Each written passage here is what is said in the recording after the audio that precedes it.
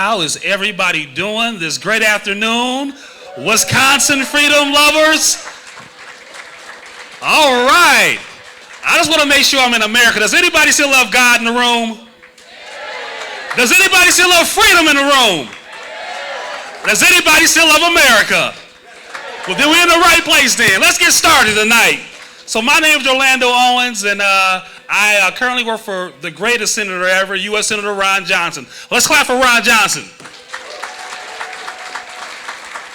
I'm also one of the founders of the Joseph Project, which is an inner city ministry that we help people find employment. We believe my best friend, Pastor Jerome Smith, who passed away about 18 months ago, and Senator Johnson and myself, we all created this project, and it helps young men and women find great opportunities. And that is the conservative way, how you beat crime, is finding good paying jobs. That's how you change a community. And Senator Johnson has been a leader in this industry and helping us do this thing here in the city of Milwaukee and also throughout the state of Wisconsin. But I want to just give you that quick update, and let us not forget why we come together today. Ronald Reagan, the greatest president ever, the Gipper. Now 45 ain't too bad either though. 45 was pretty good too, right? But Ronald Reagan is why we came today and how he was so inspirational to us, and we're going to continue in that legacy. I'm going to kick the mic over tonight to the chairman of the great county. His name is Matt Bockland.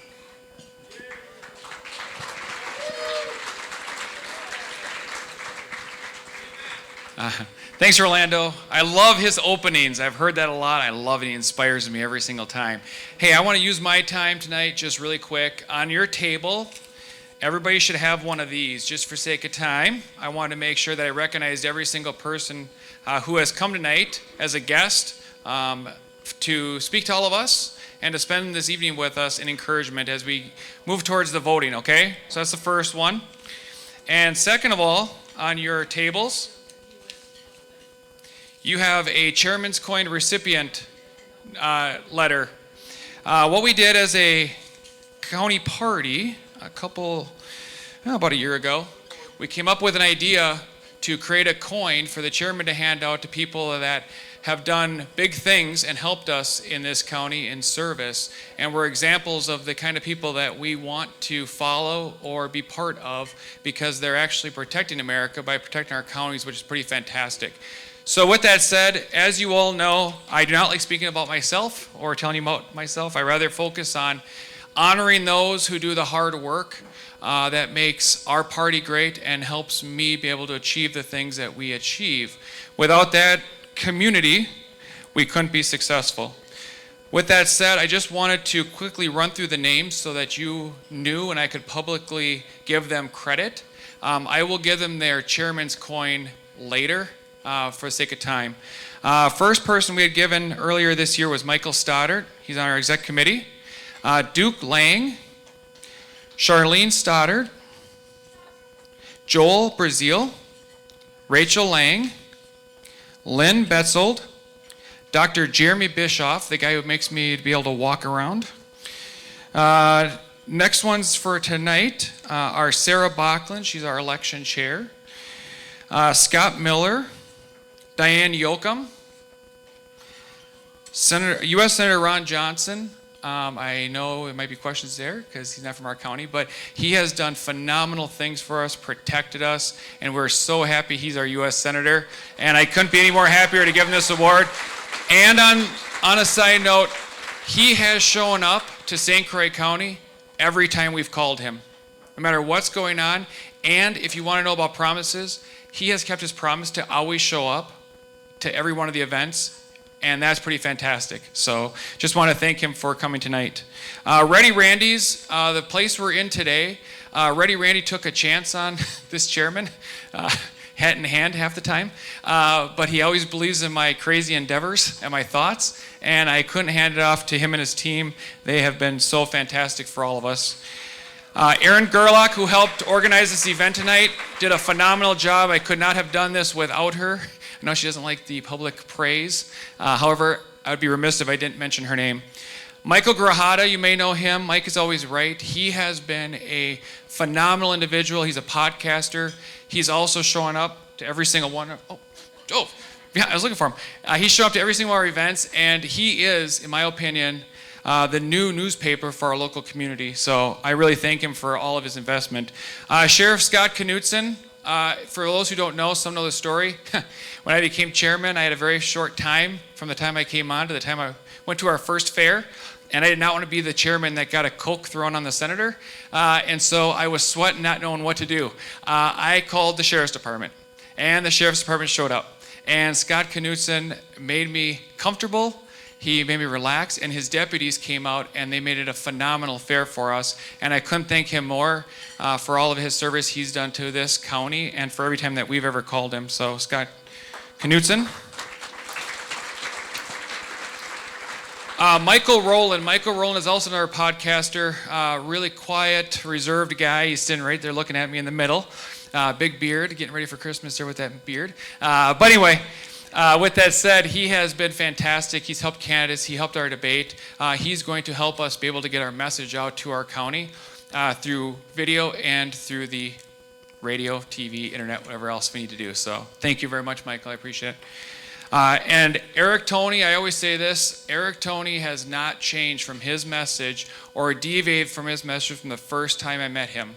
I think that's very admirable in politics, that he literally said what he's going to do. He's told us time in and time again what he wants to do, and I'm so very happy that he's here tonight again, and I love the character of the man. I don't know much about the actual DA, but I love the character of the man, and I know he's going to do a phenomenal job for us in that seat. So thank you very much, Eric, and your team for always coming up to St. Croix County. John Lieber, thank you very much for being here. I really appreciate it. I met John on a couple occasions. Nice thing about, as chairman, trying to get people to come to your county to speak to us in western Wisconsin is always something that's really amazing, that they make the 6-hour trip to see us. And I can't be any more happier that he's actually joined us tonight as well. Again, a man of his word showing up.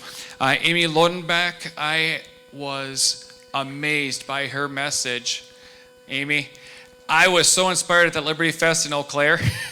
I couldn't imagine. She's got so much energy. I am so excited for what she wants to do, and I'm so excited you're going to hear from her tonight. Thank you very much, Amy. I appreciate you making that trip up here. Representative Roger Roth, running for Lieutenant Governor. Where's Roger? Roger, guys, I don't know. We did the Lincoln Day dinner here, and we didn't know who would come. There were so many lieutenant governors running for the race, and we were just hoping they'd come up and introduce themselves, and Roger answered that call right away. What can we do? He showed up here. Thank you very much. You took a chance on us. You didn't have to come see us, but I really thank you for doing that. It means a lot, and the fact you're here tonight again, just a real testament that you won our vote, so thank you very much. I'm going to save this one here for the end because I can't say much about that. Clint Moses. Clint Moses is a representative from the Assembly at District 29.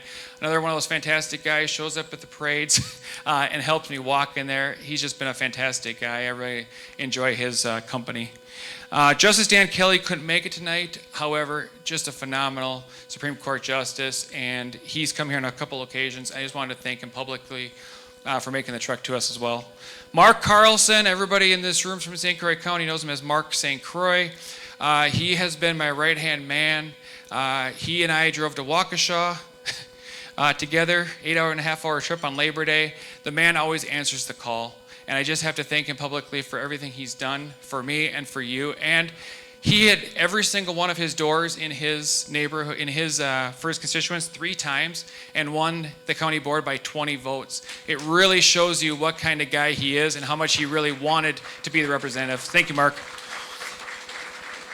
A couple more here. Adam Dommeyer, thank you very much. I met Adam at a church. I turned around, there he was. I was asking for a pastor, a priest to come to my life to help me on this journey, because I don't think you can't be a solid party without having God as your center. And Adam has always been there, taking a chance on me again, and I really appreciate it. He's had wonderful things happen to him between Minnesota and Wisconsin. I'd encourage you to meet him, but again, he was an answer for my prayers from God. So, Greg Garves, phenomenal. He's going to speak a little bit later today. He's just a great man.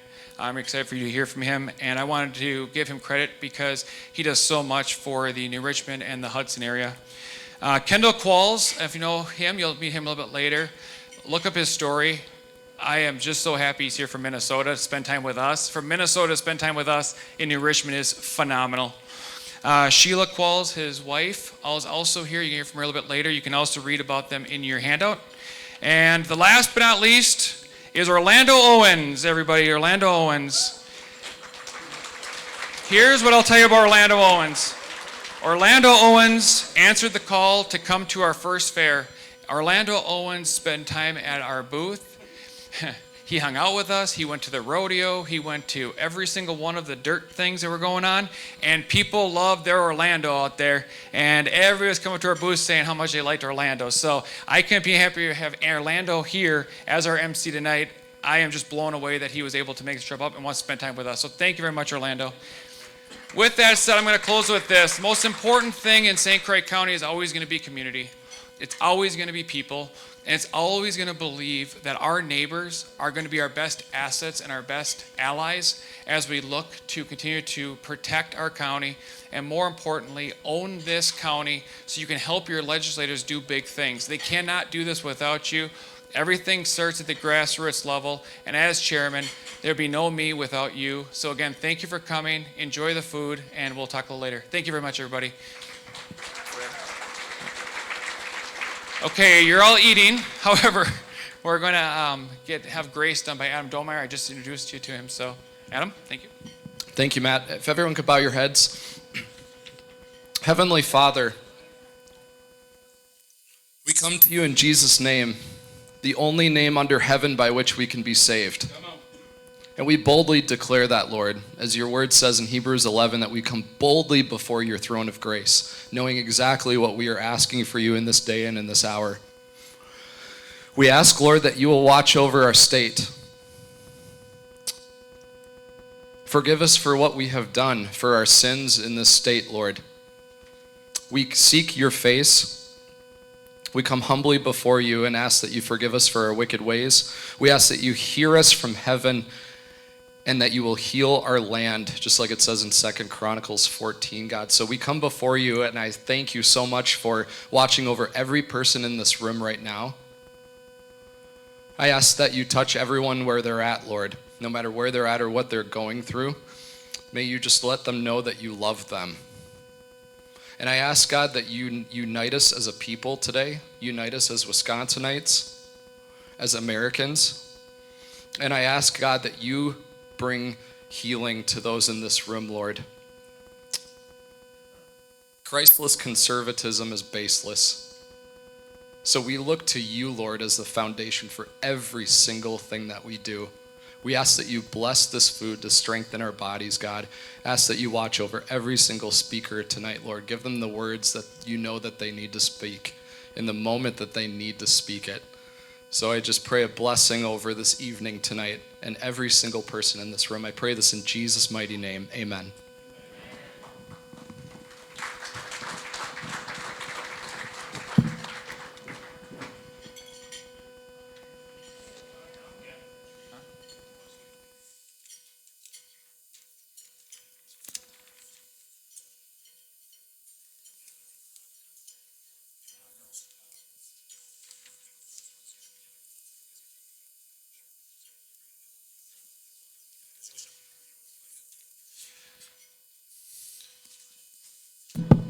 Okay, so we're going to kick off while you're getting your food there. I wanted to introduce Sheriff Knudson of St. Croix County.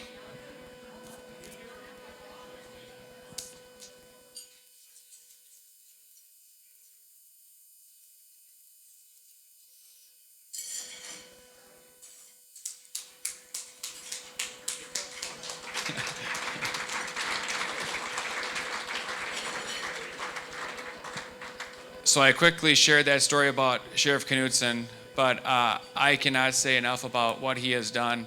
He has come to our fair. He has come to our caucus.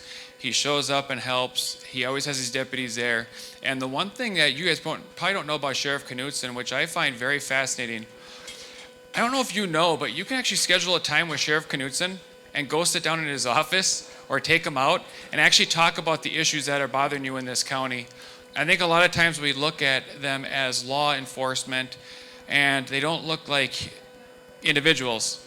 Well, Sheriff Knudson has really reminded me what it's like to see a guy who's got that kind of authority, to be able to spend time with the constituents and citizens, having those conversations, listening to them. So with that said, he is definitely a community leader, and I want to thank him for everything he's done for us in this county. Sheriff Knudson. Thank you, Matt. As we look into, obviously, another election coming at us, and I just want to speak a little bit about the sheriff's position. When we vote for a sheriff, I hope you're looking at and looking for somebody that really has the best interests of the entire community in mind. The sheriff's office has 120 staff. And that's broken down to a bunch of 5 different divisions. Some of you may have heard some of this at the caucus this spring, but I just want to talk about some of the statistics that your tax dollars are working for you. It's a $15 million budget that the sheriff has to work with, and that's huge. But it's staffing, it's the jail, one of the most libelous, litigious areas in the entire county. Our patrol division and investigators are responding. Last year we responded to 25,000 calls for service. We're a 95,000 person community, 25,000 calls for service. 2,400 of those were crashes. We had 10 fatalities last year. I think we're at 7 this year, sadly. I pray it doesn't get any higher. Winter always puts our best driving off to the side, it seems, for a bit. So I hope we can cruise through the rest of the year and not have any more trauma or tragedy for anybody in the county. But each time there is a tragedy, our deputies are there. We're responding, handling as best we can the situation. We move on to the jail. And the jail has an average daily population of 120 inmates. We got up to 151 in July of 19.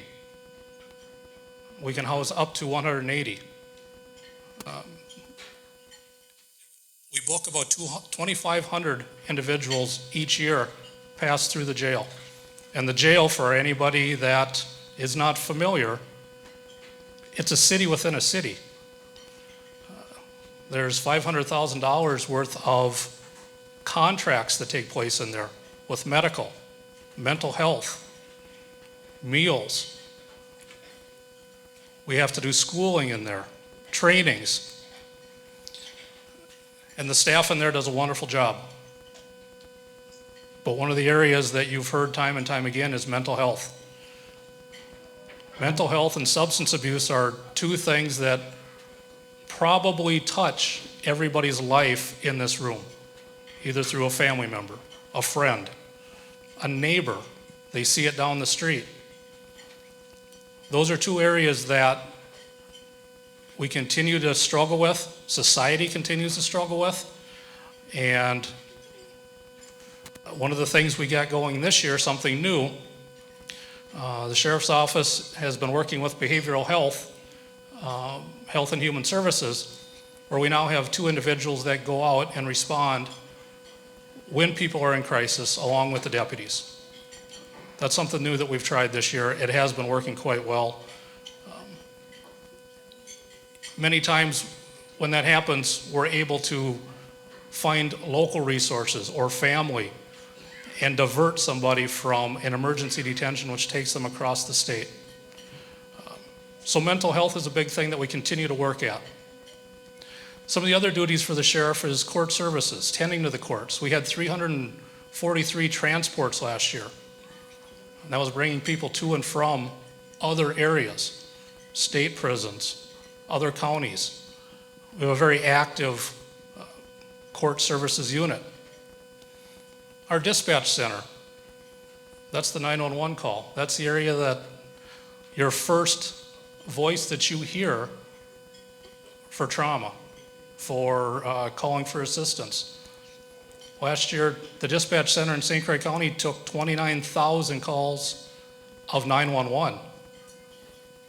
Phone calls in and out was 136,000. When a traffic officer makes a stop and we run a driver's license or a license plate, we run them through our system. It's called the time system. It's a state system that every agency within the county operates under. 2,400,000 times we use that system in 2021. The amount of work that goes on in that dispatch center and those people handling those calls, my hat's off to them and the entire staff for the things they do on a daily basis. Those are some of the things that go on within the walls of the sheriff's office that the public doesn't necessarily see. I think also when you're looking for a sheriff in this next election, 2026, 2030, look for that guy that has, or that gal that has, the ability to make those connections and be heard by the county, work with the county, work with all the residents. I've said it before and I stand by it. We aren't successful if we don't have community and county support. We see what's happening just across the river. Success only goes so far. And if you don't have the backing of the community, or if you don't have the backing of law enforcement, or somebody's trying to divide the two as an agenda, you're not going to have any success. We're feeling some of that comes across the river. But working well with our law enforcement partners within the county, all the PDs, as well as the surrounding sheriffs, it's another important thing to look for as we look for a sheriff for the county, for the future in the years to come. So I hope on November 8th, I'm somewhere on that ballot. But know that the support that I get from not only this room, from this county, from all the residents, regardless of political party, is extremely important for us to have a successful society.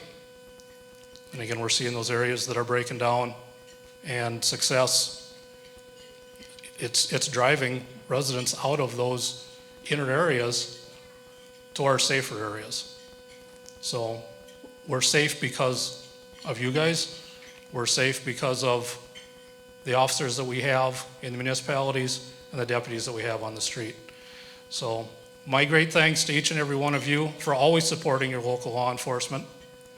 That has been a staple that for 27 years I've seen. It has been wonderful to see that, feel that.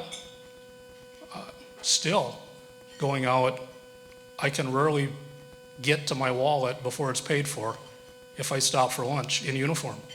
And I know my guys have the same problem. But that doesn't happen everywhere, but it happens here. So I am very happy to work and live in this community. But you guys aren't here to listen to me tonight. We got a great guy in the back of the room. I'm now here to introduce Eric Toney. Eric, I met probably a year and a half ago. It was at a Badger Sheriff's Convention, other side of the state, and I was impressed by his maturity, his youthfulness, his exuberance to want to do the job, and the understanding of the job. One thing you don't want with him, and one thing you don't want in my position, is a politician. You want somebody that is going to follow the law, follow the rules, hold people accountable, but evenly accountable. The current Attorney General, it seems, follows the political winds.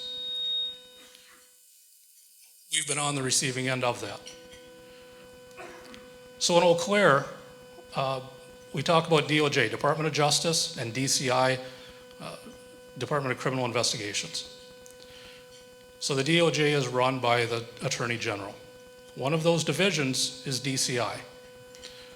Those criminal investigators assist local law enforcement. They respond to arsons, officer-involved deaths, narcotics, big narcotics deals that cross over county lines. So we rely on them to do a lot of assistance for us. They have a bit more technology. They have some specialized skills. So in Eau Claire, they should have 16 DCI agents. Right now they're at 8. And it doesn't seem like the current administration is in any hurry to fill those positions. And we suffer for that. You suffer for that. I won't speak for Carl Anderson, but I'll relay a conversation I had with the DA, Carl Anderson. St. Croix County, we just had settled one of the homicide cases out of Hudson last week. But just prior to that, Carl Anderson has 10 homicides that he's trying in St. Croix County. 10 active. They could be from a car crash. They could be from a death at home.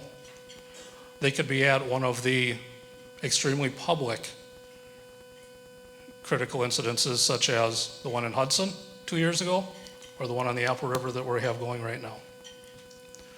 So he had 10 and he reached out to the DCI. Can I get some assistance on some of these cases? But it didn't rise to the level of their assistance. So Carl has, with a regular caseload, also to work on all of these homicides. We rely on DCI and the DOJ to assist. But again, that current administration isn't allowing that. For the last 2 years, Law Enforcement Memorial Week, the current Attorney General puts out it's like a template boilerplate of thank you for your service, and it says vanilla as can be. It's actually, I've always taken it quite insulting because of how uncaring it is. He's the head of the Department of Justice. So I fired back a few emails, not thinking he'd ever get them. He got them, and then he called me. And for 22 minutes we talked. No matter how hard I tried, I could not get him to say, I support our law enforcement. He would not say it. It took a political path. Well, we're starting programs for officers' mental health. I said, but you can't publicly say you support us. This conversation was in 21. So it was quasi on the heels of some of the Kenosha stuff a couple months after. But he couldn't say it. Because I believe that that is the direction of this current administration. We cannot publicly say that we support law enforcement. But I know Eric Toney does. That's why I support him. I endorse him. I think he's going to do a wonderful job. I still, on my phone, I have Brad Schimmel's phone number. Do we remember Brad Schimmel? I could call Brad. I saw Brad. I've never seen Josh Call in St. Croix County. And if he has been here, the head of the Department of Justice has never reached out to local law enforcement to meet with us. I have never seen Josh Call here. It's 4 years. So, I am proud and pleased to announce the next guy to come up. And I truly believe in my heart the next Attorney General, Eric Toney.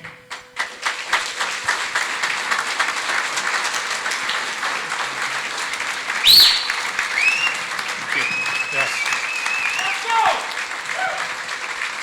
Let's go!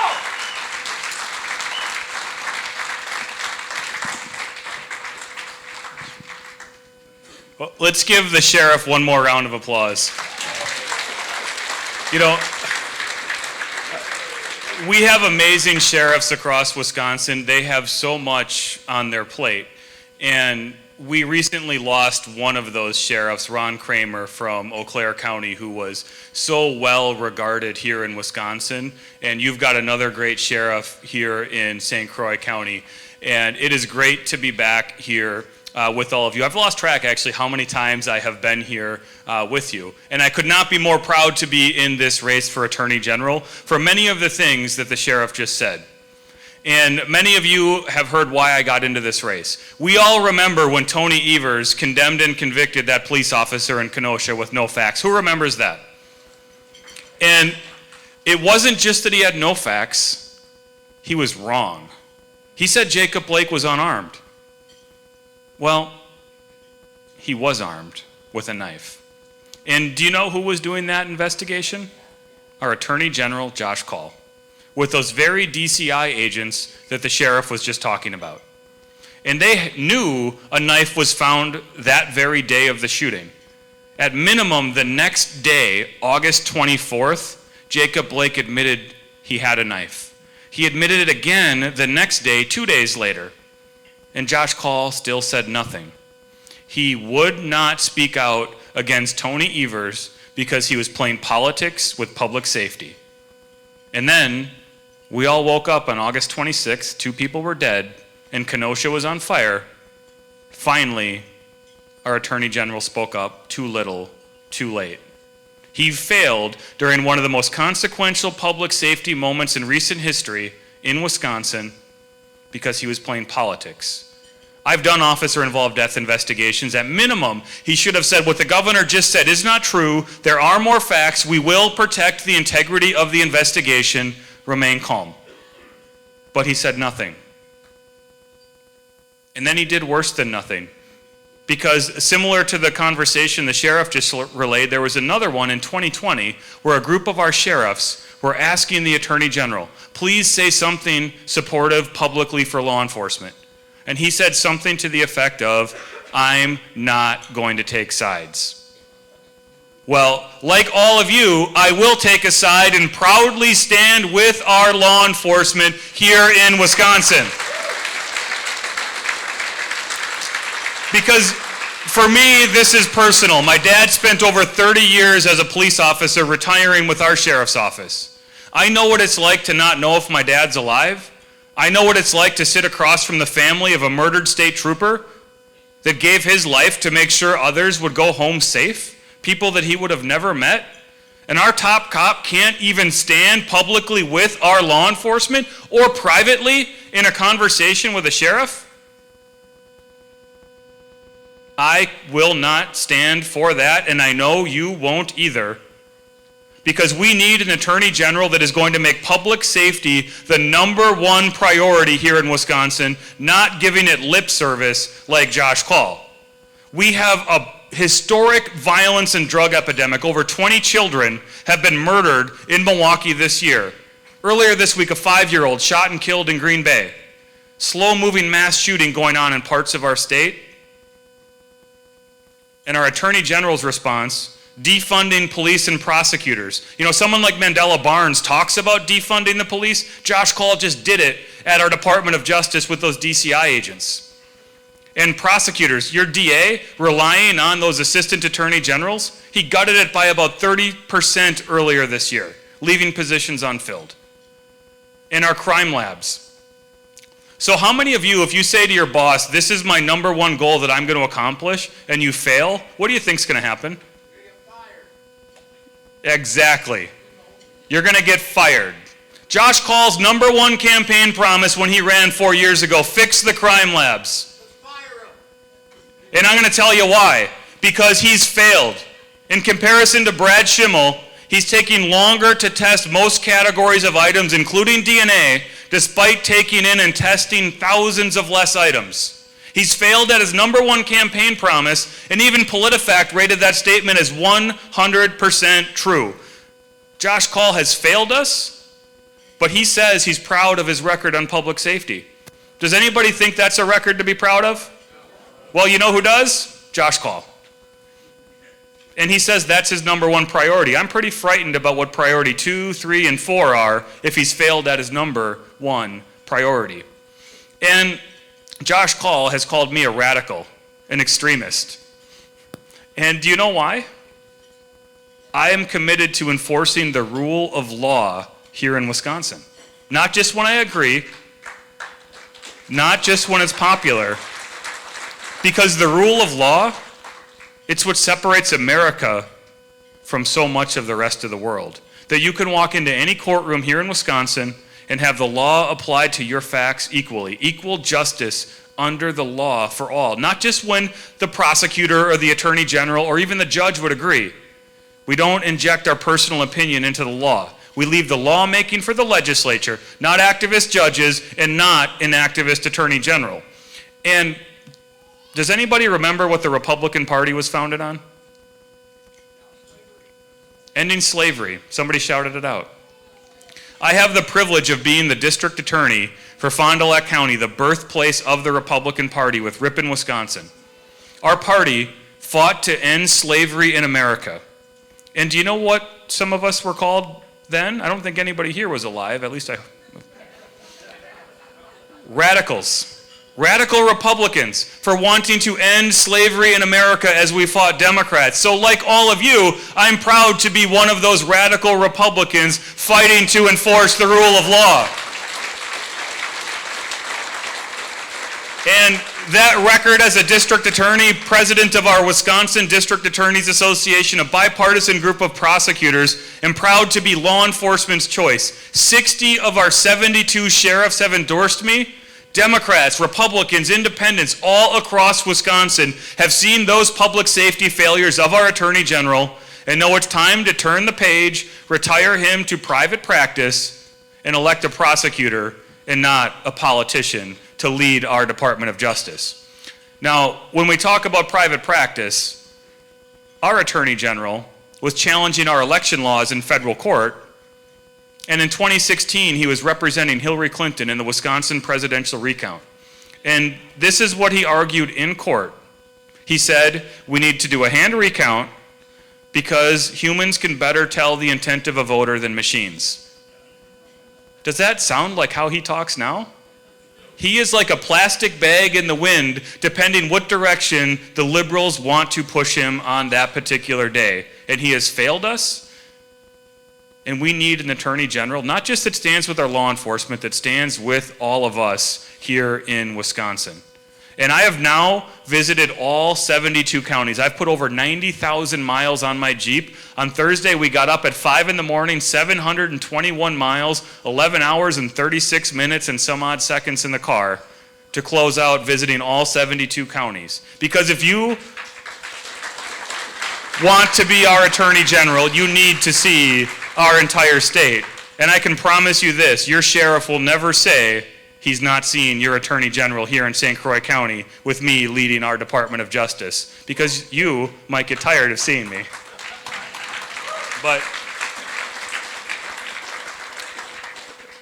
we have a lot of work to do. Roger, how many days left?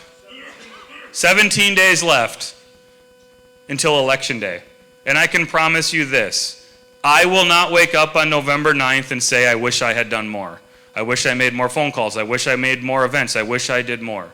Are all of you with me that you will not wake up on November 9th and say, we wish we had done more?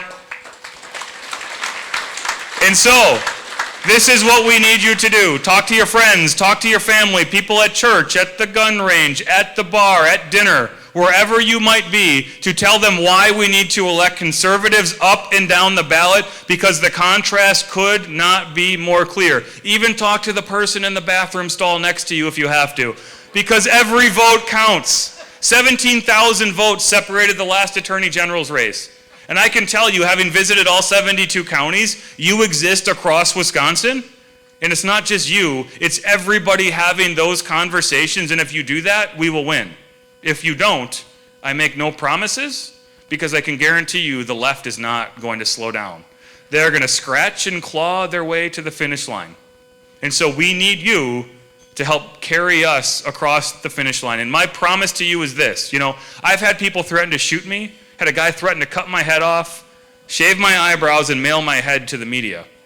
And I like my eyebrows. I don't know what he had against them. But I did not and will not back down in fighting for justice for victims in the courtroom, and I will not back down in fighting for you as our Attorney General here in Wisconsin. And what I just want to end on is something that's gotten me very angry. Nearly 300 murderers have been released from prison, over 40 child rapists, by Tony Evers and his parole commission and that Barnes administration. And these people did not and should not have been released. And when that parole commissioner appointed by Evers and Barnes, when he makes a decision, there's a lot of criteria they have to look at. I just want to tell you two. Is it in the interest of justice, and would it depreciate the seriousness of the offense? Just one example. A man cut a woman's head off and puts it in a wood-burning stove. Every single one of you knows that depreciates the seriousness of the offense, and it's not in the interest of justice. Mandela Barnes can't be bothered to comment on this. Tony Evers can't be bothered. And our Attorney General, Josh Call, can't be bothered to condemn this. Now, last Saturday, I started my day meeting with parents in Milwaukee that had to bury their child. A couple months ago, the homicide clearance rate in Milwaukee was about 56%. It's gone down. But 56%, some of those moms were in the 44%. They don't know who murdered their child. Some families never get justice. And when we get a conviction and send someone to prison, there's no amount of time we can put to value someone's life. It's some small measure of justice that family gets, and not every family gets it. But our governor and his administration have stolen justice from families across Wisconsin, and I pray that never happens to you or anyone in your family, but you get to do something about it. You get to vote, and you get to elect conservatives up and down the ballot to make sure this never happens in Wisconsin again. So we need you to do everything you can between now and November 8th. Are you with me? Then let's win this together with your help. Thank you so much. Thank you. Great job.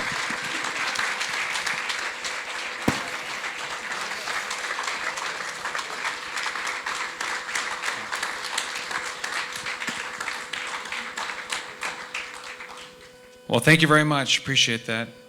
Now we're going to move on to our next two. We're going to start with Amy Loudenbeck first. Is she here? Where is she?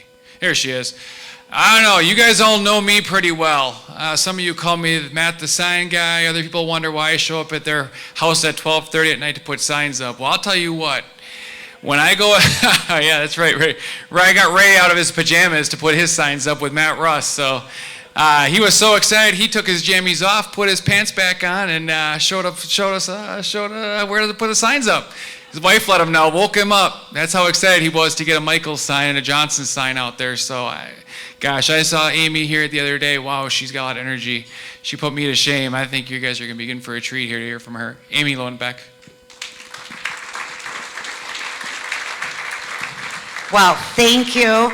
And good evening, everyone. My name is Amy Loudenbeck. I'm a current member of the Wisconsin State Assembly. I've had a really productive last 12 years. Had over 50 bills signed into law. Was on the Finance Committee for 8 years, 4 years as the Vice Co-Chair, and I have a lot to be proud of. And I do have a lot of energy, and I have a pretty strong work ethic. But after 12 years, someone else can have that opportunity, right? Because we're not meant to be in these jobs forever. Am I right? Most people agree with that phrase. And you know what else? Most people are pretty tired of paying people not to work, all across the country, right? Well, right now, we have a constitutional officer in Wisconsin. His name is Doug LaFollette. He was first elected in 1974. And you guys, the office isn't even open very often. And he's very stubborn, and he has people that are waiting for their important documents to be signed. He has resolutions that the Assembly and the Senate passed that he refused to file. We need a new Secretary of State in order to return and restore purpose and respect to a constitutional office that should matter to the voters. Because no one should be in office for 44 years in this state and have nothing to show for it except their name on the door of a locked office in the basement of the state capitol. It's unacceptable, and that's why I'm running. Because this office matters. It's in the Constitution and it's not going away. And if we have the right person in the office, person that can, I get this question all the time. So what are you going to do on day one? Open the door. Open the door to the office. Talk to people. Work with people. Work with my colleagues in the legislature. I'm in a great position with 12 years of experience kind of navigating this whole process to be able to talk to people about what we can do with the office, what it needs to work again for the people, and what we can do to take back tasks and duties that secretaries of states do in other countries all across America. Things like corporate registrations, things like election administration and oversight, things like commissioning notaries. These are ministerial duties that have been eroded over time and taken away from the Secretary of State. And I think that right now the appetite is real for taking power and duties, putting them back in the power, putting them back in the hands of people who are elected and accountable to people, instead of in the hands of bureaucrats and appointees. Are you with me? Because that's what I hear a lot when I'm out and about. So the first thing we have to do is win the office, and then have the confidence in someone who can talk to people, have those conversations. Open mind, open door. That's my message. I think you can take this message to your friends and neighbors, even if they're undecideds or independents. We're in a room full of people that I hope are voting for me. Because right now, here we are at the Reagan reunion dinner. We are 16 days away, 16, 17 days away from a critical election. We need to take our state back, right? We need to take our country back. We have an incredible amount of really critical races on the ballot in November. And the next 16 to 17 days are about addition and not subtraction, right? They're about multiplication and not division. So at your Reagan reunion dinner, this is what I'm asking you to focus on, is finding people who are undecided, finding people who are in the middle, and convincing them that this country and this state is too important to let the people who are leading it now continue in those roles. With the exception of Senator Johnson. We really like where you're at, Senator. But every other constitutional office right now, from the governor, lieutenant governor, attorney general, state treasurer, and secretary of state, we could take all 5 of those constitutional offices back. We can take back our state, and we can take back our country if we work together and we get a little bit outside of our comfort zone, because believe me, I am way outside of my comfort zone. But we can do it. We must. It's too important not to. So enjoy your evening, and please work hard, go that extra mile. We really need your help and appreciate all you're doing. Thanks. Thank you. Thank you very much. Okay, John Lieber, are you there? Don't forget the silent auction. This is a fundraiser. Dig in your pockets, come out some money. Let's be honest now. Let's do this. Ron Johnson, you're on deck. You're on deck. Yes. Thank you. Thanks, everyone. I'm John Lieber, running for state treasurer. So the first time I came up to St. Croix, it was actually because Sarah had texted me and say, "Hey, would you like to come see our group?" And there were a couple dozen people there when I got here. And she said, "I'm sorry, usually more people show up." And well, I just want to tell Sarah, well, you're right, more people do show up. So thanks everyone for being here.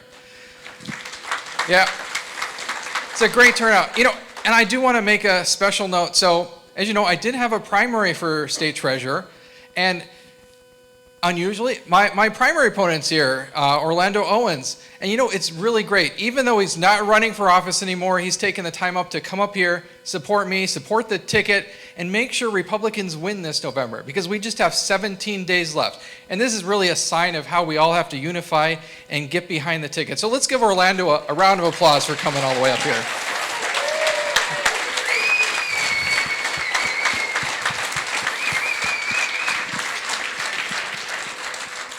So state treasurer, what does state treasurer even do? I've talked to some of you, so sorry if you've heard this, but state treasurer is on the Board of Commissioners of Public Lands. And you've actually met the two other people already, Eric and Amy, we're just up here. So us three would be on the Board of Commissioners of Public Lands, which oversees a $1.4 billion trust fund. And that's a lot of money. And when Democrats see that, a big pile of money, what do they want to do? They want to spend it, of course. So my job as a fiscal conservative, a small government, just like it says on the banner there, I want to say no to that. And sometimes it's not exciting being a fiscal conservative because we have to say no to terrible ideas. But that's what I'm committed to do. No more excess spending, no more crazy programs we don't need. Just say no sometimes, and let's make sure the money goes back to the taxpayer where it belongs.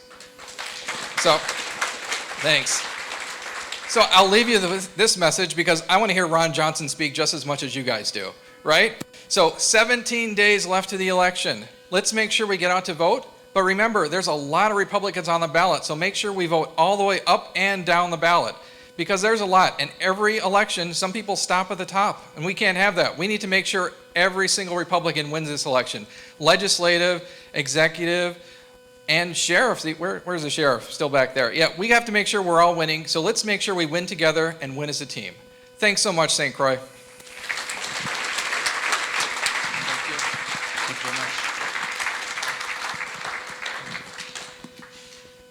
All right, let's get on our feet right now. Let's stand up for Ron Johnson. Let's stand up for Ron Johnson. This guy's a good guy. He's my boss, my senator, and I taught him everything he knows, and he won't back down. Let's go. That's Mike Hugh. Hey, Matt, how you doing? Thank you, thank you. I guess that was my cue. But let me start with a story. No, first let me start with a warning. I'm generally not the most uplifting character. I have this compulsion to tell the truth, and right now reality's not all that great. So I'll start out. I want to end the night a little more inspirational, but let's start talking about reality here. I get emails in the morning with little tweets, different tweets. And a lot of them are great. I mean, you got little videos, you got puppies doing cute things or kids doing cute things. I mean, technology's like that. There's the good and then there's the bad. There's certainly the dark side of the big tech social media giants, right? So anyway, about a week ago, first one of my little Twitter feeds had this video, and the video showed a classroom, probably late middle school, early high school, and in the classroom they were saying the Pledge of Allegiance. Now you think that could be pretty inspirational, right? Now the tweets, the title was very depressing, because out of the entire classroom there may be 5 or 6 students standing up and saying the pledge. The rest of the kids were just sitting at their desk doing something. I guess a Colin Kaepernick, not quite that bad, but just completely, maybe actually this is probably worse. Just ignoring, pledging their allegiance to this country, to the million of our fellow citizens who fought and died for our freedom. So that's one depressing story. Probably about a year ago, there was a poll taken. Pretty simple question, nationwide poll. To what extent do you love this country? I guess the good news is that no matter how they slice and dice that poll, different demographic groups, every group except one at least had a majority of Americans said, yeah, I love this country, either a lot or at least a little bit, right? Except for one group. Guess what one group that was? Young people. I can pretty well assure you that those young people that didn't stand up, those young people that responded to the pollster that didn't like this country, they weren't born that way. They weren't delivered into this land of plenty, this land of abundance, this land of unlimited opportunity, this land of freedom. Disliking America, having a bias against it, that was taught to them. How do we get to this point in this country where our young people are being taught that we're systemically racist. That rather than embracing that marvelous vision of Martin Luther King Jr. to instruct all Americans or inspire all Americans to judge people by the content of their character, not by the color of their skin. How did that get wiped away? And now we're teaching critical race theory in our schools. Well, I think we all know what happened. Radical leftists took over our university systems in the 60s. During the Vietnam War protests. I was old enough. I watched it happen. Conservative administrations capitulated to the radical left. And with few exceptions, most universities now are governed by the radical left. In particular, there are three colleges within those universities that have the greatest influence on our culture. College of Education, of Journalism, and of Law. So being controlled by radical leftists, now we're cranking out lawyers by and large that become activist judges that legislate from the bench. We're not graduating journalists anymore, we're graduating advocates. They don't interview me, they argue with me. Check out an interview I've had with Chuck Todd on Meet the Press. Or just this week, my 30-minute interview with Wisconsin Public Radio. I couldn't complete an answer without the host jumping in and arguing with me. So again, we don't have an unbiased media. It's not a fair fight. It's not a level playing field. We have a bunch of advocates advocating from the left. And that's where most Americans get their information from. The big tech social media giants, who are a bunch of radical leftists themselves, feed the American public mainstream media. It has an enormous influence on our culture. It has an enormous influence on our politics. But maybe worse and maybe most insidious are the colleges of education, who are no longer really cranking out enough teachers. They're cranking out indoctrinators that indoctrinate our children with awful things. We had Jordan Peterson come in and talk to our Senate lunch. Who knows who Jordan Peterson is? I really don't know that much about him. I've watched a couple of videos. I know he said a couple of politically incorrect things and the left hates him, so it's okay with me. But he made a couple of points Senate lunch, but the one that really resonated with me, he said, as conservatives, we're just awful at defending conservative values. Then he granted us immediate absolution. He said, because we never thought we'd have to. Whoever thought we would have to defend the advantage, the benefit of having two loving parents? Whoever thought we'd have to push back on school administrators who want to inject our children with gender-blocking drugs without telling the parents? Whoever thought biological males would be allowed to compete with our daughters, then expect to use the girl locker room to shower in, and then have a judge basically force the girls out so that transgenders can shower in the girls' locker room. I never thought that'd be possible. Did you? Now we learn, and this came as a complete shock to me.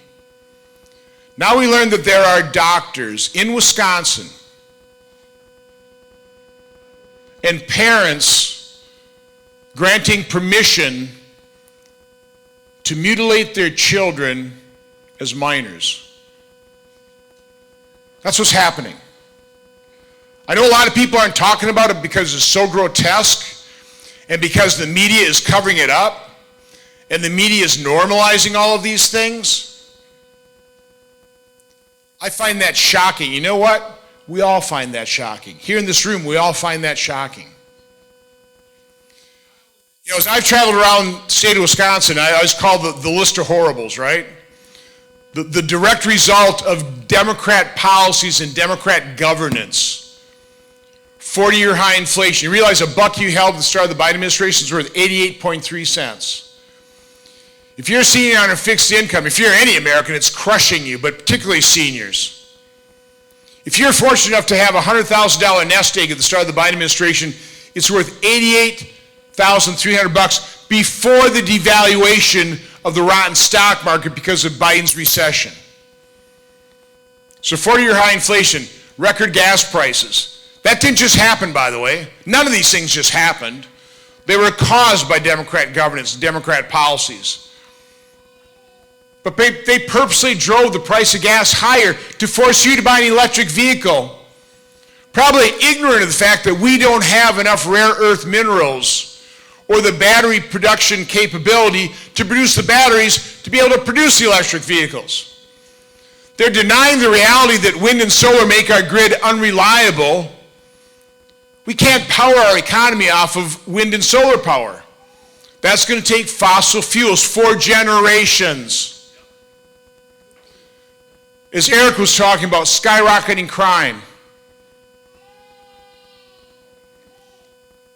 What about an open border that's creating lanes for a flood of deadly drugs? You know, the sheriffs used to be concerned about shutting down meth labs. Not anymore. They've been put out of business by the drug trade coming through Mexico. The embarrassing and dangerous surrender in Afghanistan, which emboldened Vladimir Putin, the war criminal, together with the other actions that have weakened this country to invade Ukraine and commit his war crimes and atrocities. So what I call that's that list of horribles. The direct result of policy choices of a radical left ideology that is amplified and supported by the radical leftists in our media. That's how we came to this state of affairs. Where's our hope? Well, it's with people like you. It's with the people of integrity like Roger and Eric and Amy and John and Tim.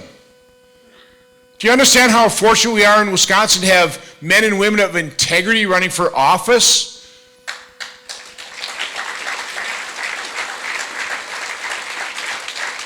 Let's look at what we have on the other side. Let's look at who I'm running against. I'm running against a young man who has no work experience in the private sector. If he did, he'd tell us what job he ever had. He had none that I'm aware of. All he has is hollow, radical left-wing rhetoric. That's all he has to offer. Let's examine some of that hollow left-wing rhetoric. He said the founding of America was awful. He said our nation's national parks, those marvelous national parks, were only created for the enjoyment of white people. Hey, Orlando, have you ever been to a national park? Yes, sir. Did you like it? There you go.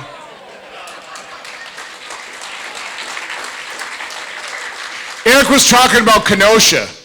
He didn't tell you what Governor Evers issued in a press release. He said, although he didn't have all the facts, of course he didn't. But without all the facts, he said, this wouldn't be the first time a black man was mercilessly killed by law enforcement, inciting further rioting. My opponent held a press conference after the first night of riots. Said that police action sure felt like a vendetta being carried out against a member of our community. He incited the riots.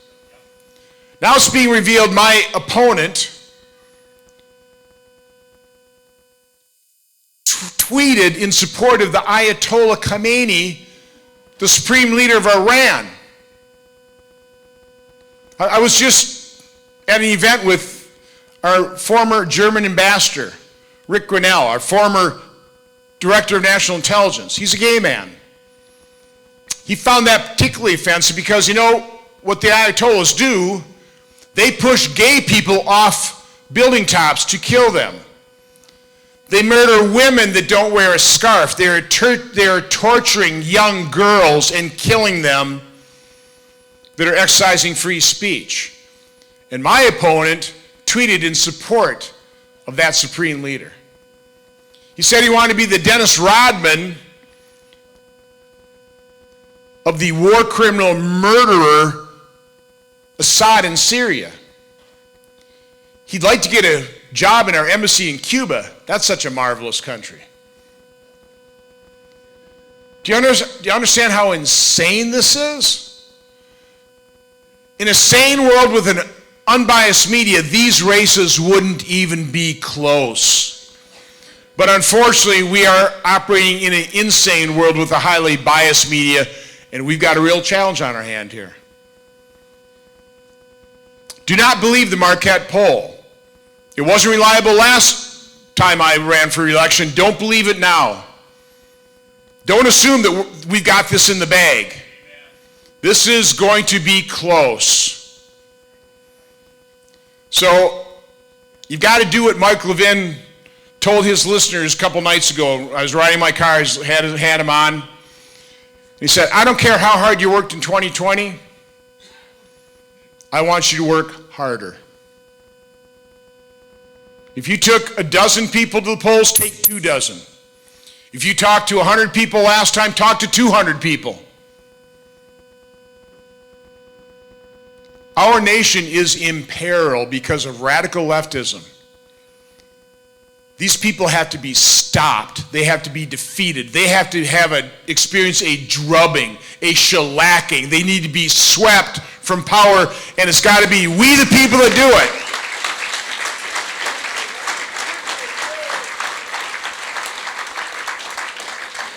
You've heard me in the past talk about how Obama and Biden as candidates said they were going to fundamentally transform America. And I do ask, do you even like, much less love something you want to fundamentally transform? The analogy I use, I wake up in the morning, I look at my wife, Jane, I love you, and I'm going to change everything about you. You need a little, of course you don't. But that's their leaders. It's their leaders that don't think we built this. It's their leaders that want to grow government.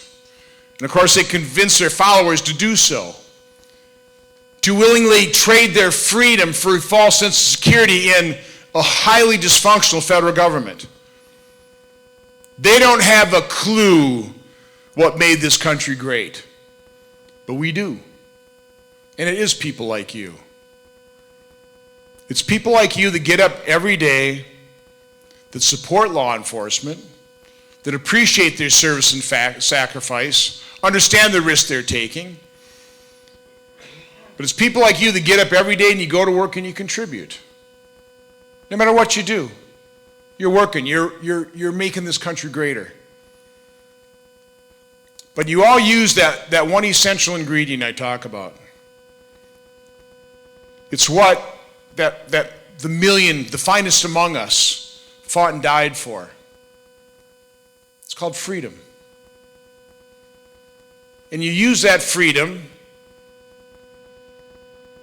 in whatever way it is that you are contributing to this country in. You use it to dream and aspire and build and create. Not only a good life for yourself and your family, taking advantage of this unique opportunity that only America offers, but you use it and you've used it to build this marvel we call America. And it's marvel. It's not awful. It's marvelous. It's marvelous. So I don't think Mark Levin's asking too much. I don't think what Eric and Amy and what Roger are going to ask you to do, I don't think it's asking too much. When you understand the service and sacrifice of law enforcement and those million, the finest among us, it's not asking too much.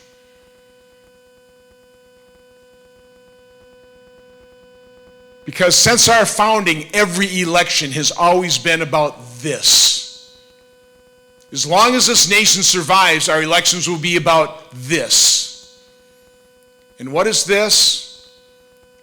This is a fight for freedom. It's not somebody else's fight, it's our fight, and it is a fight that we absolutely must wins. So God bless you. Go out there and fight for freedom and win this election. Good job, man. Well, let's give it up for Ron Johnson, the greatest U.S. Senator ever, your Ron Johnson.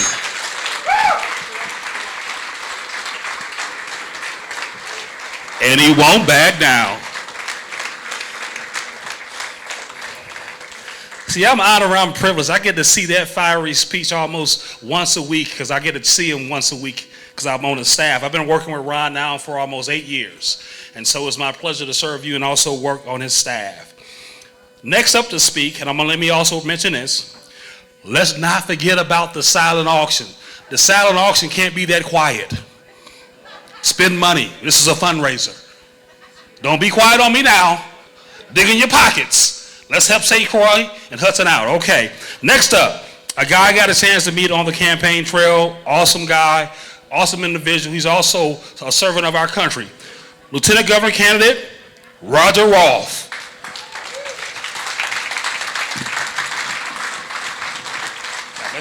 Thank you, Orlando. It is a pleasure to be with you this evening.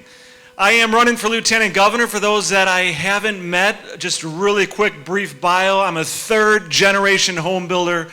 I'm an 18-year veteran of the United States Air National Guard, Iraq War veteran, and my proudest accomplishment has to be my amazing wife and my 5 little boys who are about to go to sleep on the other side of the state in Appleton. My wife and I, we homeschool them there, running for Lieutenant Governor here in Wisconsin because I believe about the future of our state. I had an amazing opportunity coming through this primary, and I just want to start by saying that we had an incredible primary here in our state. We had over 24 very qualified men and women running for all of the statewide offices. And here's why that was important. Regardless of who you voted for in that primary, this was important because here in Wisconsin, we set a record in the primary election. A record here.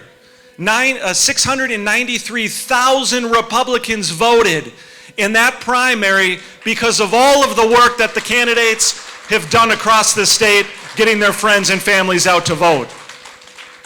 Right after the primary, Tim Michaels and I started campaigning together around the state, and we have 72 counties. It's a big state. We sometimes campaign together, sometimes we're in opposite. Today it's opposite. He's down in southeast Wisconsin, I'm up here in the North Woods. I want to tell you, I love campaigning with Tim Michaels. Everywhere we go, when I'm with Tim Michaels, we get mobbed by people. We were at the state fair a couple of weeks ago, just mobbed by what would have taken us, me, Roger Roth, about 5 minutes to walk 50 yards.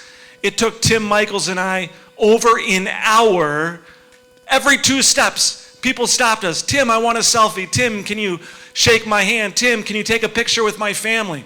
And they were saying, by the way, a couple people knew who Roger Roth was. Not too many, but that's okay. But everybody knew who Tim Michaels was in the message, in the vision that he has for our state. And they told him, we believe in that. And what is that vision? I will share with you. Tim Michaels recognizes that if we are ever going to get Wisconsin competitive, both nationally and internationally, we have got to fix our failing schools here in our state. That is why Tim Michaels supports universal school choice. It's a bill I authored in the state legislature. Tony Evers vetoed it, but Tim Michaels believes that it is not the right of government to tell you and I what school we must send our kids to. Those rights belong to we, the parents.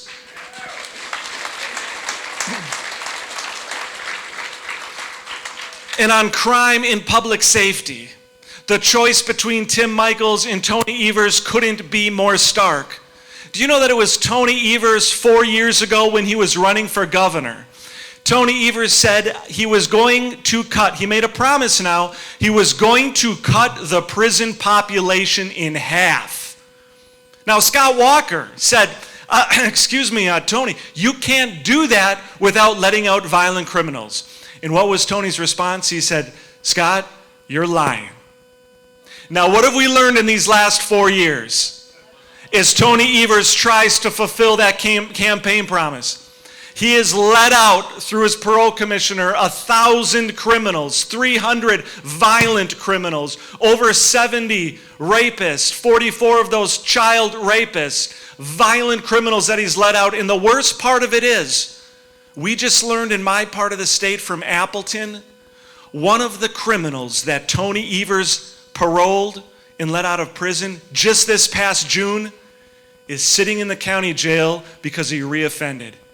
1998, he was thrown in prison for sexually assaulting a woman, strangling a woman. Tony Evers saw fit to let this man out, didn't even serve a third of his sentence, and now he's back in prison for doing the same thing. It's a sad day when politicians like Tony Evers, who appoint district attorneys and judges who won't prosecute and won't sentence, if God, by some miracle, a criminal ends up in prison, Tony Evers is letting him out the back door. And that's why this election is so important. I want you to know that Tim Michels, as your next governor, he will support the men and women of law enforcement in our communities. It was Tony Evers, after all, who sat on his hands for 24 hours while the streets of Kenosha burned. We're not sitting too far away.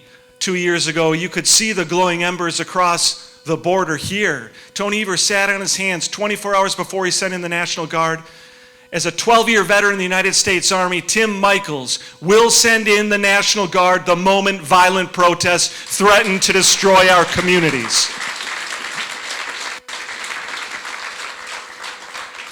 And finally, Tim Michels, this is a businessman. He understands how to make our businesses competitive here in Wisconsin. He knows how to help out our entrepreneurs.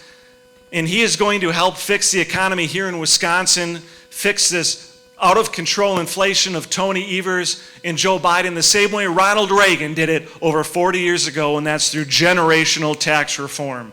Friends, with Tim Michels, you are going to have a candidate who will stand with parents and empower them to help them determine what school is best for your kids. You're going to have a governor who is going to stand with our law enforcement and make sure that criminals go to jail, not being let out. And you have a governor in Tim Michels who will see to it that this economy works for all Wisconsinites. Let me close with this. My favorite, I'm an Air Force guy, but for all of my Army brethren in the room, thank you, Duke. But for all of my Army brethren in the room, one of my favorite quotes comes from a man, Douglas MacArthur. And he said that in battle, the difference between victory and defeat comes down to 4 little words. Too little, too late. So as I stand before you right now, 17 days out from Election Day, from our D-Day, 17 days out from when we start the great Wisconsin comeback, I want to ask of you, if you will go the extra mile, if you will partner with us these next 17 days. I know you've been working your tails off, but I'm asking you to do a little bit more. Look through your cell phone. Make one call a day the next 17 days to someone in your contact list who you don't think is determined yet who they're going to vote for. Take one weekend to work with the county party here to go knock on doors, even if it's only for an hour or two.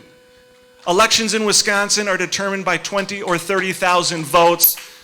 With your help, we will win this November. Thank you, and God bless our great state.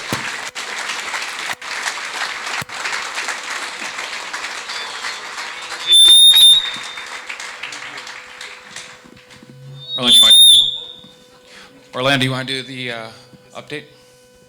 All right. Silent auction time, people. Silent auction time, everybody. It's in your program. Let's not forget about the auction.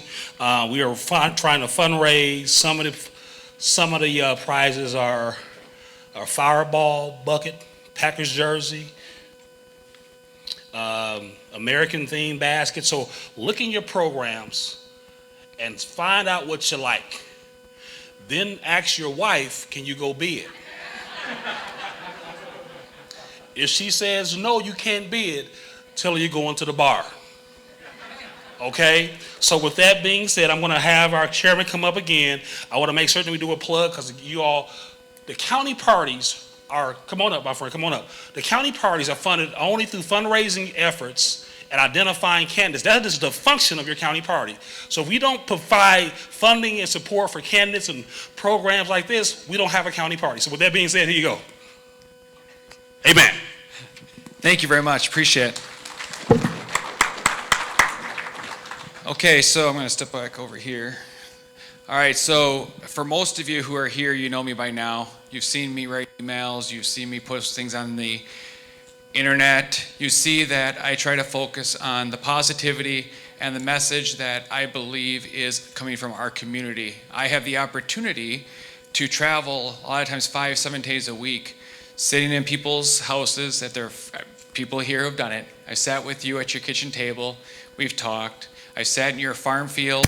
I stood in your farm fields, and we've talked. I've learned a lot about farming.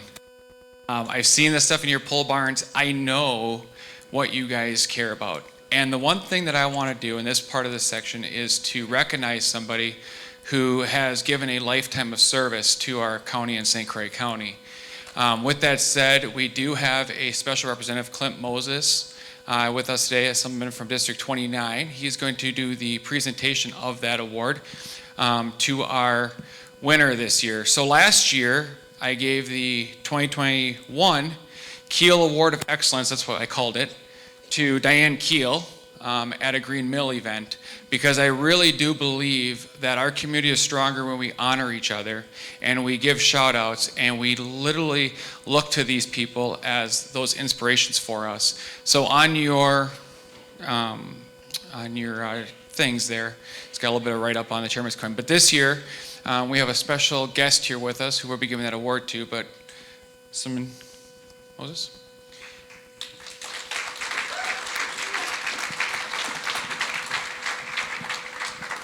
All right. Well, thank you, St. Croix County, and thanks for the intro, Matt.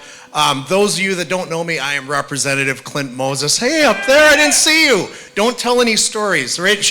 Her son and I went to high school together, so we better keep her quiet over there. But yeah, thanks for coming out tonight. Those of you that don't know me, I represent the greatest parts of St. Croix County, Dunn, and now a little bit of corner of Polk County. But you know, it's been an interesting time to be a freshman legislator. I just finished my first term, and I am very much tired of playing defense. I'm tired of putting out good legislation that gets vetoed, doesn't go anywhere, sits stagnant. So I have one of my helpers from the Capitol here somewhere, so she's probably listening. She might leave if I tell her how much work it's going to be this next session, because those bills that we've been sitting on that are vetoed, they're coming back when Mr. Roth is in that east wing, when Mr. Michaels is in that east wing. We are done playing defense. We are going on the offense with this legislation.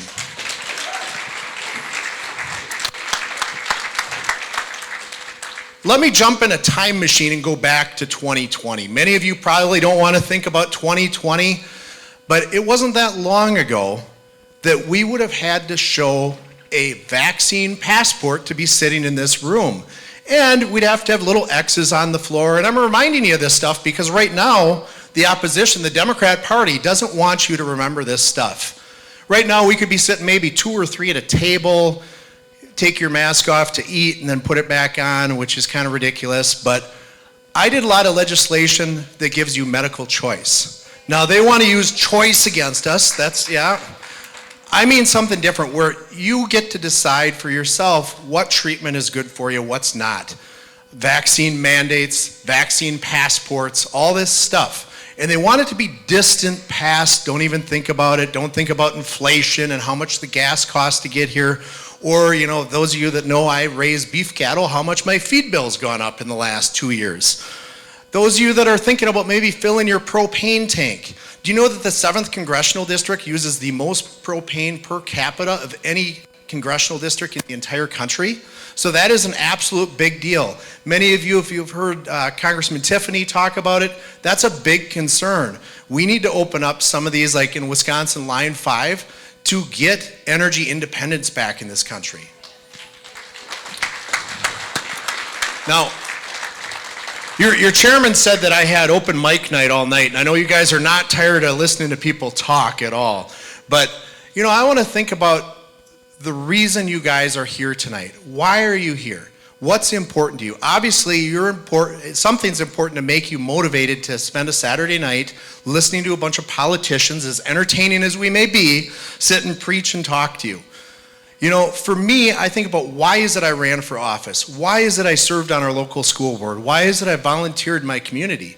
Well, for me, it's important to ensure that we continue to have the way of life that we have now, or better for our kids. The same life that we had growing up in North Menominee, going to North School, Betty. You know, it's important. When I look at, I have 4 daughters, and I'm not happy with the way things are going. I served on our local school board. I actually have 2 of my younger kids not attending our public schools because some of the crap that was going on, to be honest. We need to revamp a lot of things in this state. We have a good state. We have a beautiful place to live, but there's certain things with agencies, and you go down the list, DPI, DSPS with licensing. I mean, my office is very efficient at helping people get their licenses timely because our agencies aren't working for the people of the state. So there's a lot of things we can improve on, but we need your help in November, not too far from now. I think it's 17 days actually, to show up. And we can't just count on, and I was reminded of this on my way up here, we can't just count on the red wave, the red trickle, whatever it is. We cannot take any of that for granted. In my district, I've been working hard, not just for myself, but I want to make sure that I get out the vote to help the up ticket. I want to get a different governor to make my job, of course, busier, but also more satisfying because we can actually get things done. I want to help Senator Ron Johnson get reelected, obviously. That is a huge deal. I've seen firsthand how his opponent, what his work ethic is. So, besides all the other craziness, but we cannot take stuff for granted. We need to talk to friends and neighbors. We need to get out. I am very, very blessed to serve this part of the state. St. Croix County is a great place to live. It's a great place to raise a family. I want to keep it that way. A lot of my colleagues have been out traveling the state. I had a lot of them up in Menominee actually visiting today, and they all commented, wow, this is a beautiful place to live. So I think we live in a beautiful state. We live in a beautiful part of the state. And I just want to keep it that way. So with that, I'm going to move on to the main reason I think Matt invited me tonight, which is to recognize this year's Diane Keel Award of Excellence recipient. Do you want to call him up or you want me to? You can. So at this time, I'd like Dick Pearson to come on up on stage.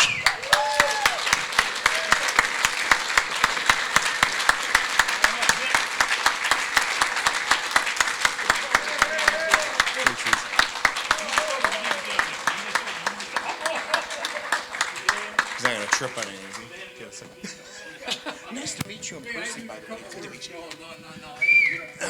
You don't have to say anything, Dick. You're good. If you want, you can. Yeah.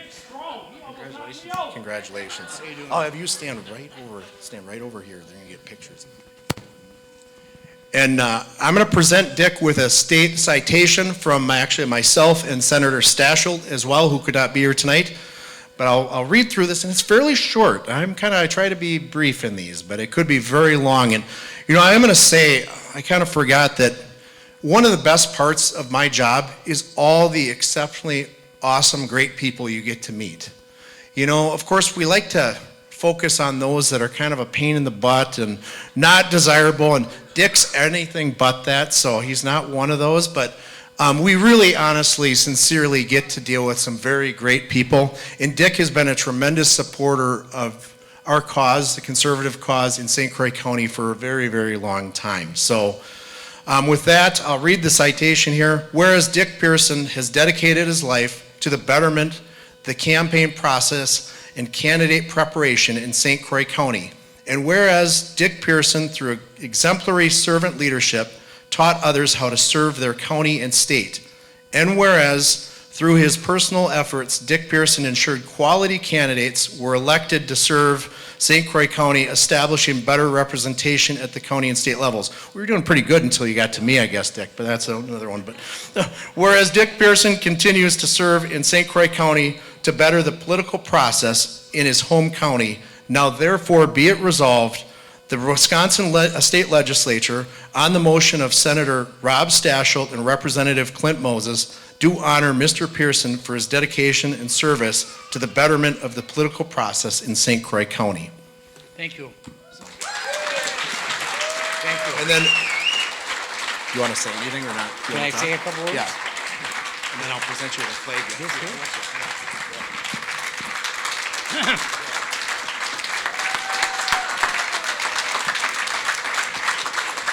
You okay? I didn't hurt you, I hope.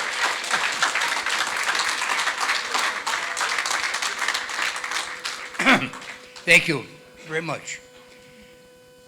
Obviously,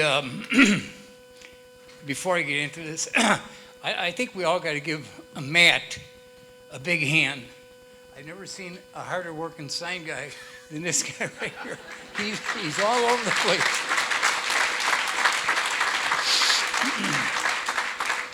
And then also, I'd like to say that how pleased I am with the candidates we have.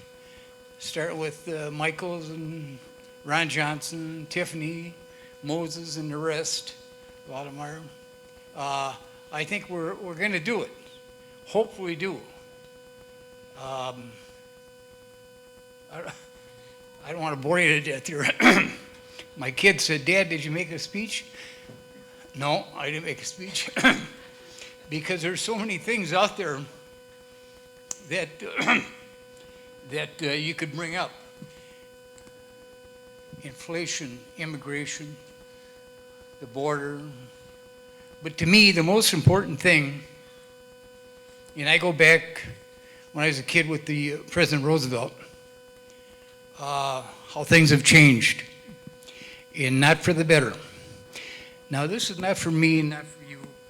This is for your kids and your grandkids. Because long after we're all gone,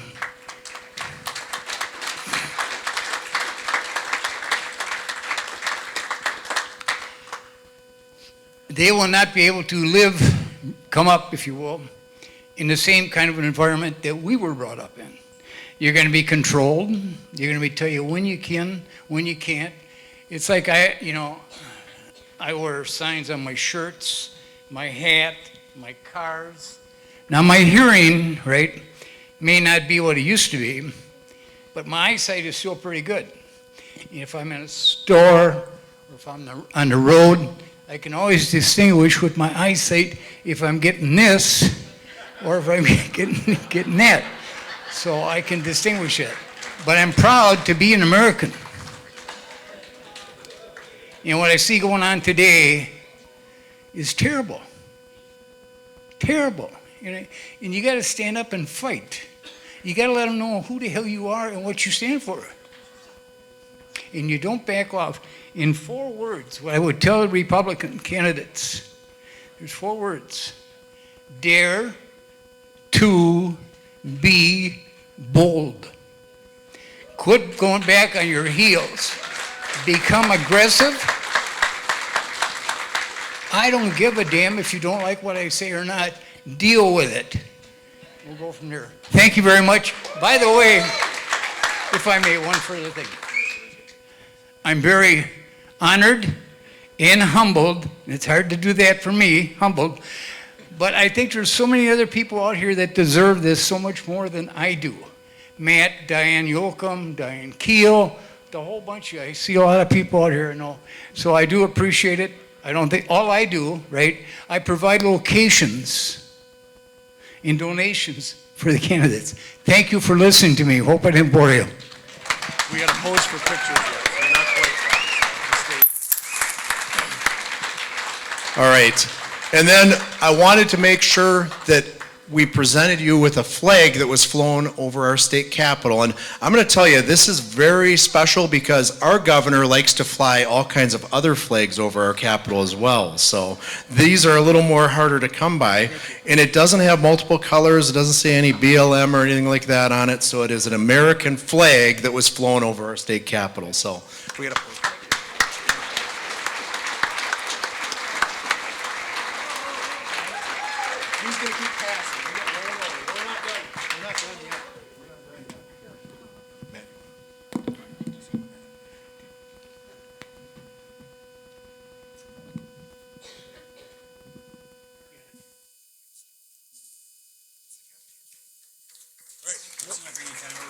One more, just one more.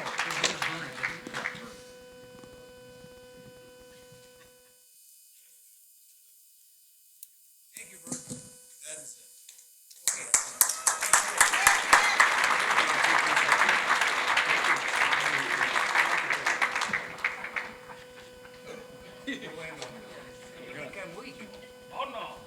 Dick said he thinks Dick is not weak at all. Dick's a strong Dick. He's a strong one. Come on. Thank you, I got it. Okay, I got it. All right, thank you. Got it.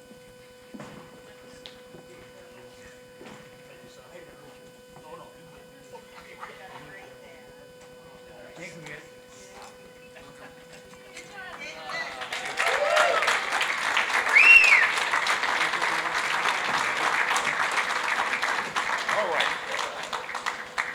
Okay, everybody. Dick almost knocked me over up in the front. He needs to be playing for the Packers tomorrow. So let me also remind you guys of another dessert dash we're doing. On your tables, there's a dessert dash that we're giving. It's a contest for you to fundraise for desserts. Now, I saw you guys eating the dinner. You need a little sugar in your life right about now. So go ahead and dig in your pocket, and you can bid on the desserts. Also, your table doesn't have to just bid on one. Your table can bid on multiple desserts. So go ahead and bid on those. The people who have made these desserts, go get this food, man. Get this food. With that being said, I'm going to bring up another young man who I had a chance to meet over the last year. Another brother in the faith. Is he coming close? Where you at? Where you at, my friend? If you guys see him, Adam, can you come on up here, Adam? There he is right there. Adam Dommeyer is coming up now, another brother in the faith. Let's give him a hand, everybody.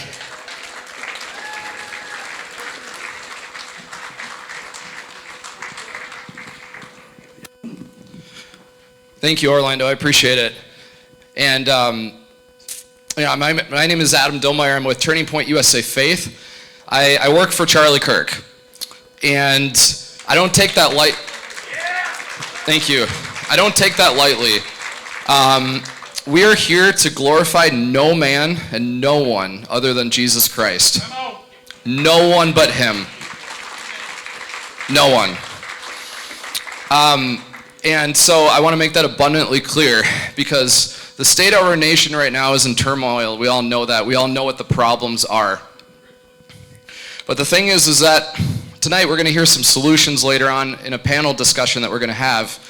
Because the state of the nation right now is that we have Christians all over the state and in this nation that don't have the guts to do really much about anything, because we get too offended and we walk on eggshells and we don't want to do anything. We haven't gotten to the point where we've reached the hill that we're willing to die on in order for us to really take a stand. And in order to do that, things are going to get very uncomfortable. But we have to be willing to do that. Because I talk to churches and pastors every single day. Because I'm the senior faith representative for all of TPUSA Faith for all of Wisconsin and Minnesota. And we're an educational nonprofit. We actually, just to make it clear, we don't endorse political parties or candidates. We're an educational 501c3. However, what we do is we talk to pastors and churches all across both states to get a pulse of where they're at. And what we saw is 97% of churches in America shut down during the mandates.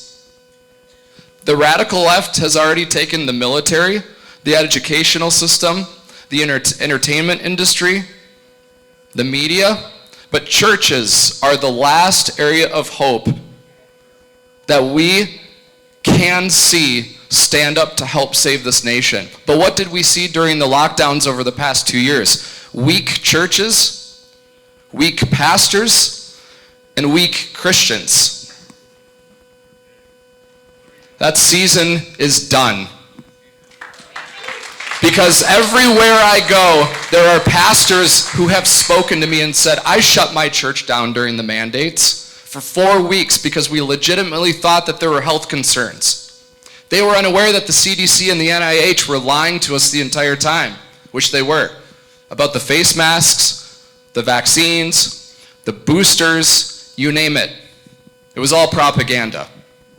Now, we all have a choice. We could all choose if we wanted to go along with that, because we live in the United States. We have freedom to choose. So you make the choice that you did, and I can respect it. But the moment we start shoving stuff down people's throats, when is it that something is so amazing that it has to be mandated? If something is so effective and amazing, how does it have to be mandated? And I talk to churches and pastors all the time, and this is something that pastors have said. We shut down before, but we will never shut down again, come hell or high water. This is where we have to be bipartisan, and we have to start, because party platforms can change over time, but the Word of God does not change. He is the same yesterday, today, and forever. So ultimately what we commit to is our Christian faith, and we recognize that as the church, we are the called out ones from the world, meaning that no matter which direction the world goes, no matter what direction the social policies go, no matter what direction culture goes, we stand firm on the Word because it does not change. And I had pastors have told me across from their desk and said, I went up to my own pulpit and I apologized to my church for ever shutting the church down. And they would tell me that from their pulpits they said, God forbid that I would ever do such a thing again. I will relinquish the ministry if I ever do that again. I will stand up as your pastor next time. The next season of lockdowns that are coming are going to be worse than before. And they're coming. I don't mean to sound demagogic, but we've just seen the beginning of what will eventually come. Mark my words. It's eventually going to come. And when it comes, we will need to stand up and we need to do a self-inventory of who we really are. And we have to count the cost of what it's really worth. Because Jesus says that if any of you love father or mother, son or daughter, more than me, you are unworthy of me. And sometimes we've seen it divide families. We've seen it divide. People have lost their jobs. People have lost their reputations.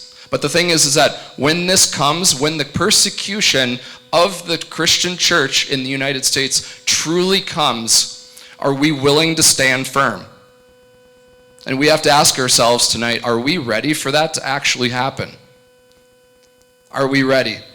Because we have to stand in our faith now more than we ever have. Because the things that are going on down in Madison right now, and in St. Paul right now, I've had a taste of behind the scenes in both. It's evil. It is wicked. And you know what? We need Christians in this city, in this county now to stand up. We need them over across the river in Minnesota to stand up. Because our rights aren't just being threatened, they have already been taken away. And we have been on the defensive for so long because we've been so reactive. We let the left pass everything that they want, and then we say, oh my goodness, can you believe that they're doing that? We need to start getting a game plan together and doing something ahead of time and being proactive. And that is where it comes down to you, and we're going to talk more about this in the panel, but this is a call to action right now for any person of faith in this room. You know exactly what your giftings and your talents are. Take an inventory of it and connect with people that you know, and let's bring change to St. Croix County. Let's bring change to Western Wisconsin. Let's bring change to Madison, because that's where it happens, where it's going to filter down to the rest of the state. Because now is the time, because our children's lives are on the line. What they're passing down doesn't just affect you and me anymore. It's affecting our children, and I have 4 of them. 4 of them. I don't know how many you have or what ages they're at, but this is hitting home. When you're starting to put them in schools and you're finding out what's really going on behind the scenes with what they're teaching, yeah, it's time to do something about it. So that is why we're here. That is why we're here to support you in this room. And so I'm going to hand it back over to Orlando. But just to encourage you tonight, God is still on the throne, no matter how dark it gets. No matter how dark it gets, Yeah, we see the tribulation and the persecution in Matthew 24, but we know what the end of the book says in Revelation. We know how this ends. And he is coming back for his bride, for his church. And we know that he is still on the throne. He was yesterday, he was 2 weeks ago, he was 10 years ago, 1,000 years ago, and you know what? He's still going to be on the throne tomorrow. He's still going to be on the throne on Monday when you wake up, on Tuesday when you wake up. He's going to be on the throne next year, the year after that, 1,000 years from now, and into infinity. So that is our hope, our eternal hope that we have. So no matter how dark it gets, know that his light will shine brighter when we're able to stand up as the salt and the light of the world instead of trying to be the sugar of the world. We are here as the salt and the light. We as believers are here to stay. Thank you. All right, let's give our brother in the faith a hand. All right. So we're getting ready for our next segment of a husband and a wife team, the Qualls, and you see them in your handout, give some bio about them. But also, let me remind you again, since I am the MC and I have MC privilege, the silent auction doesn't need to be so silent. We need you to go and dig. And also the dessert bash. Go ahead and bid at your tables for the desserts, okay? Don't get quiet on me now because I'm asking for money. I'm going to say that one more time. So I'm a minister, and I have no problem asking for money. So don't get quiet on me now because we're fundraising, amen? Amen. With that being said, we're going to have our guest up today for an overview of the Qualls, Kendall and Sheila. Or Sheila's going to come? Sheila. Come on up. Good evening. I'm Sheila Qualls, and I am the Executive Director of Take Charge. And Take Charge, we're an organization, and we say that the promise of America works for everyone, regardless of your race or social station in life. And we go around and we tell people a story that is never ever told and that you will never ever hear. So, once upon a time, as recently as the 1960s, 80% of black children were born into two-parent families. So even during the worst of times, black people, the mommies, the daddies, and the little kids, the mom and dad were married, they all lived together in the same house. Now, some families lived in the Jim Crow South, where they had to drink out of colored water fountains and use colored restrooms. They did not have the same rights as white people, and that was a very bad time. Well, along came a president named Lyndon Baines Johnson. President Johnson signed the Civil Rights Bill into law, and these laws gave black people full rights granted by the U.S. Constitution, and everyone was very, very happy. And I wish I could say that the story ended there, but unfortunately, I cannot. A series of events unfolded over the next 50 years that led us to where we are today. And in these few short minutes that I have, you'll understand why the problems in the black community are not due to racism, what CRT is, if you don't know already, and why it'll never work. We are living in a manufactured crisis of racism. Today, nearly 80% of black children are born into fatherless homes. So in a 50-year time span, we've gone from 80% two-parent homes to 80% fatherless homes. So how do we get from 80% two-parent families to 80% fatherless homes? Well, back to our little story. President Johnson signed civil rights bills into law, which was a very good thing, as I said. But almost at the same time, he introduced the Great Society, which was full of social welfare programs. One of these programs was called Aid to Families with Dependent Children. We call it welfare. And for the first time in U.S. history, the federal government financially incentivized women to have children as long as they remained unmarried.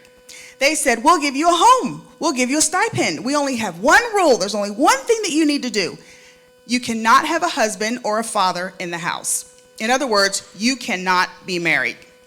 So because the civil rights legislation had passed, eligibility for these social welfare programs were now open to black people. Prior to that, it had been very difficult for black people to get these rights. Welfare actually was introduced in the 1920s or 30s, and it was called a widow's pension, and it was given to women so that they could stay home if their husbands died or deserted them to take care of their children. So now they reintroduced the program, and eligibility is opened up to black people, and it is heavily marketed in black communities. And between 1960s, you can see on this slide, between 1960 and 1970, there was almost a 200% increase in caseload in the black community. And we began to see the breakdown of a culture. So they took the father out of the home, normalized out-of-wedlock births, and discouraged marriage. So marriage rates declined, as you can see on this chart. In 1960, they were all about the same. Marriage rates declined, and out-of-wedlock births, or baby's daddies, increased. So in 1965, the unwed birth rate in the black community was 24%.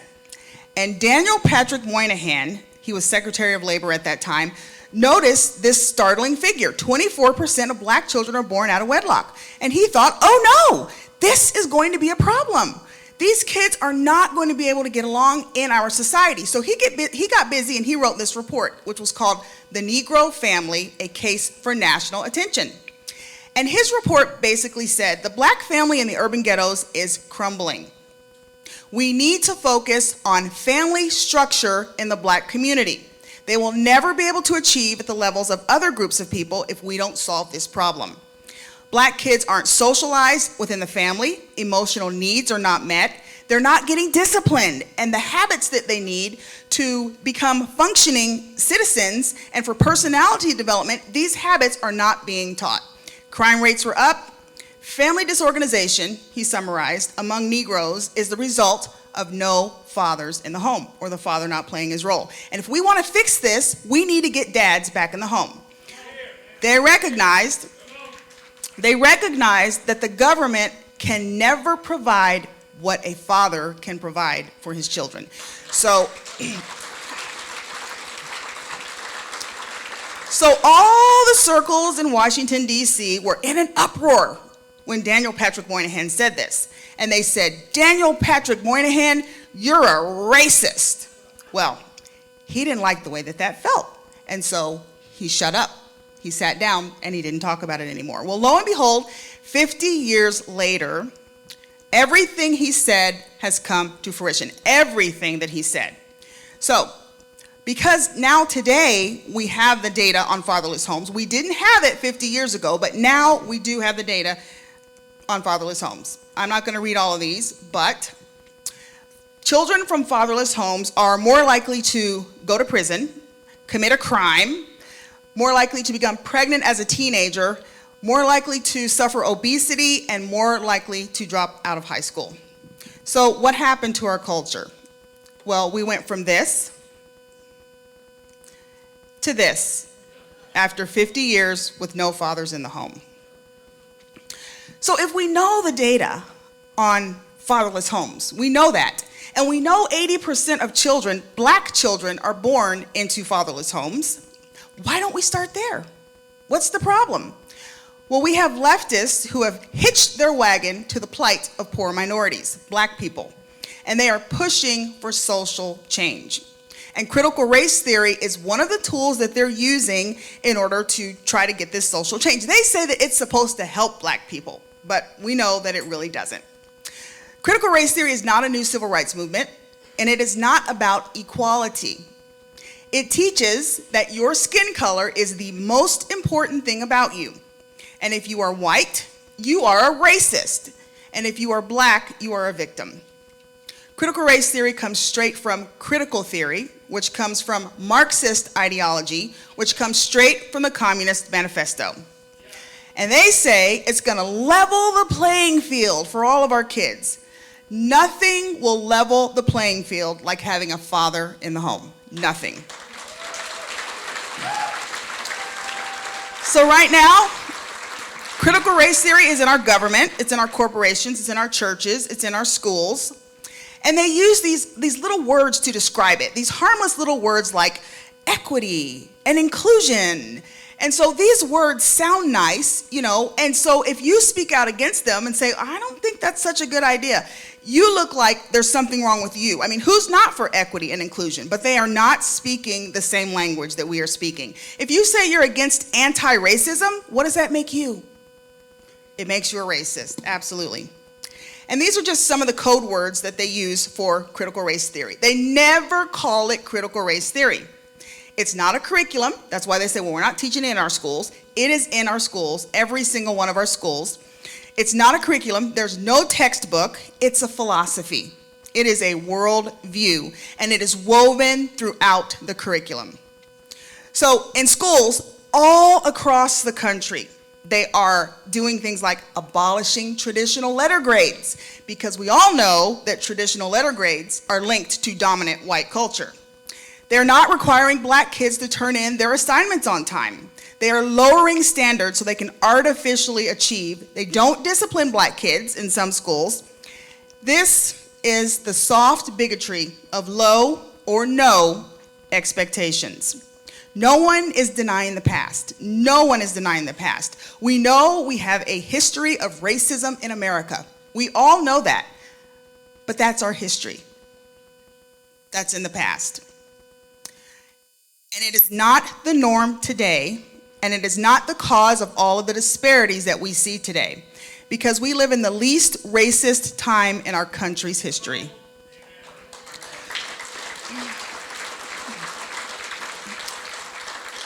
Critical race theory decimates the principles of Martin Luther King, and it is an insult to anyone who has ever lived through true sanctioned segregation. My father was born in the Jim Crow South in 1929. So he lived his life drinking out of colored water fountains, using colored restrooms, riding in the back of the bus. He joined the Army when it was segregated. So there was one Army, a black Army, a white Army, and he was in one of the last Buffalo Soldier units before President Truman desegregated the Army in 1948. So I don't tell you his story to say, ooh, look how bad America is. Look how evil white people are. I tell you his story to demonstrate how far we've come. And that is what we don't talk enough about. In his lifetime, he was not only granted full rights, which he was not born with under the Constitution, he saw a black man elected president twice. My father had every reason to be bitter, to be angry, and to feel like a victim, but he wasn't. And he didn't pass that on to me. And he never used the past or his race as an excuse for anything he could not accomplish in his life. We are still writing this story. We are still writing this story. How is it going to end? That is up to all of us. We want to be able to say at Take Charge that once upon a time, black families were 80% fatherless homes, and that was a very, very bad time. But we worked really, really hard to put fathers back in the homes and to change our culture so the whole country can live happily ever after. Thank you.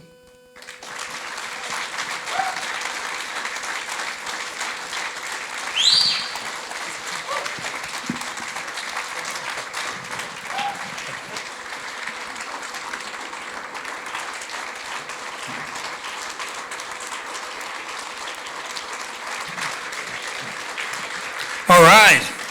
Well, that's my wife, Sheila. You know, Sheila and I both of our fathers came from the Jim Crow South. We met in high school. In fact, some people always ask, well, how did you guys meet?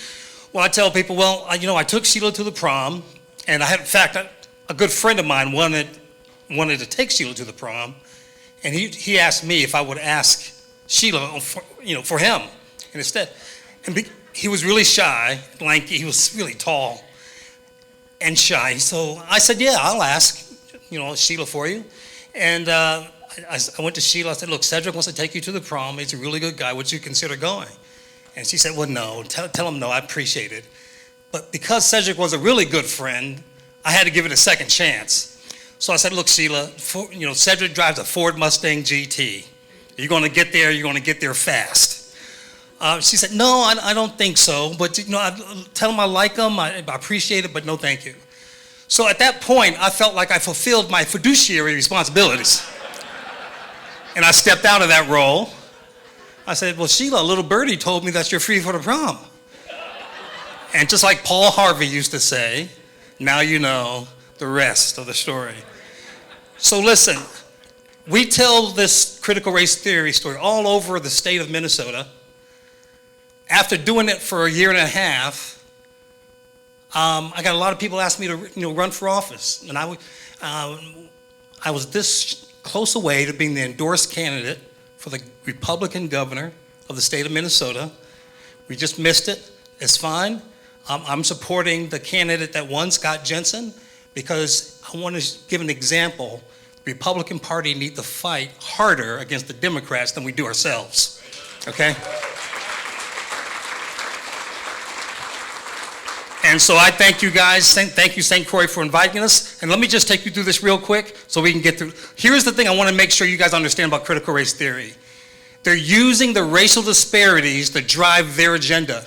Just like Sheila said, it's not a new civil rights movement. There's no Martin Luther King in front of this thing. Even Al Sharpton is not in front of this. It's a leftist political agenda using racial disparities. But the issue is it's not racial disparity. In fact, what it is two-parent disparities. We don't have white privilege in this country. We have two-parent privilege, as we should. That is the normative. I'm going to tell you why there's an agenda against it, and they're using the racial disparities, the disparities they caused with their social welfare programs and our weak leaders in the black community that have let this happen for 50 years until now, because we're changing it. All right. So let me just share with you why this is not a racial issue. So we have 3 private parochial schools in downtown Minneapolis. Ascension Catholic School is one, Hope Academy, and Crystal Ray is another one. But look at this one.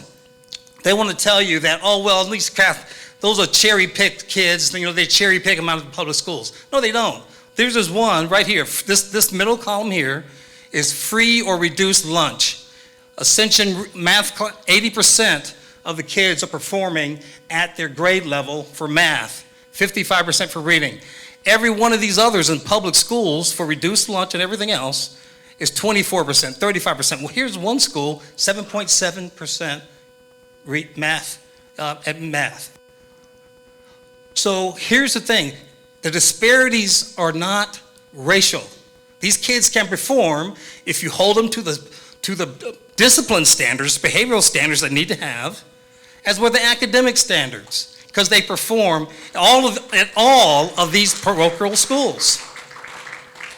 Now here's what I'm going to share with you as far as, now this is what the left will show. They'll show you the racial disparities on household income. On this particular chart, all this data is public data, okay? Everything we're going to share with you, we'll give to Aaron if you want these slides. But this is U.S. Census data. So this is not our data, it's the government's own data. This is the leftists will show you this slide. Look at the racial disparities. Look at this, Asians over here at $98,000 per household, $76,000 for whites, Hispanics 56, and blacks at 45.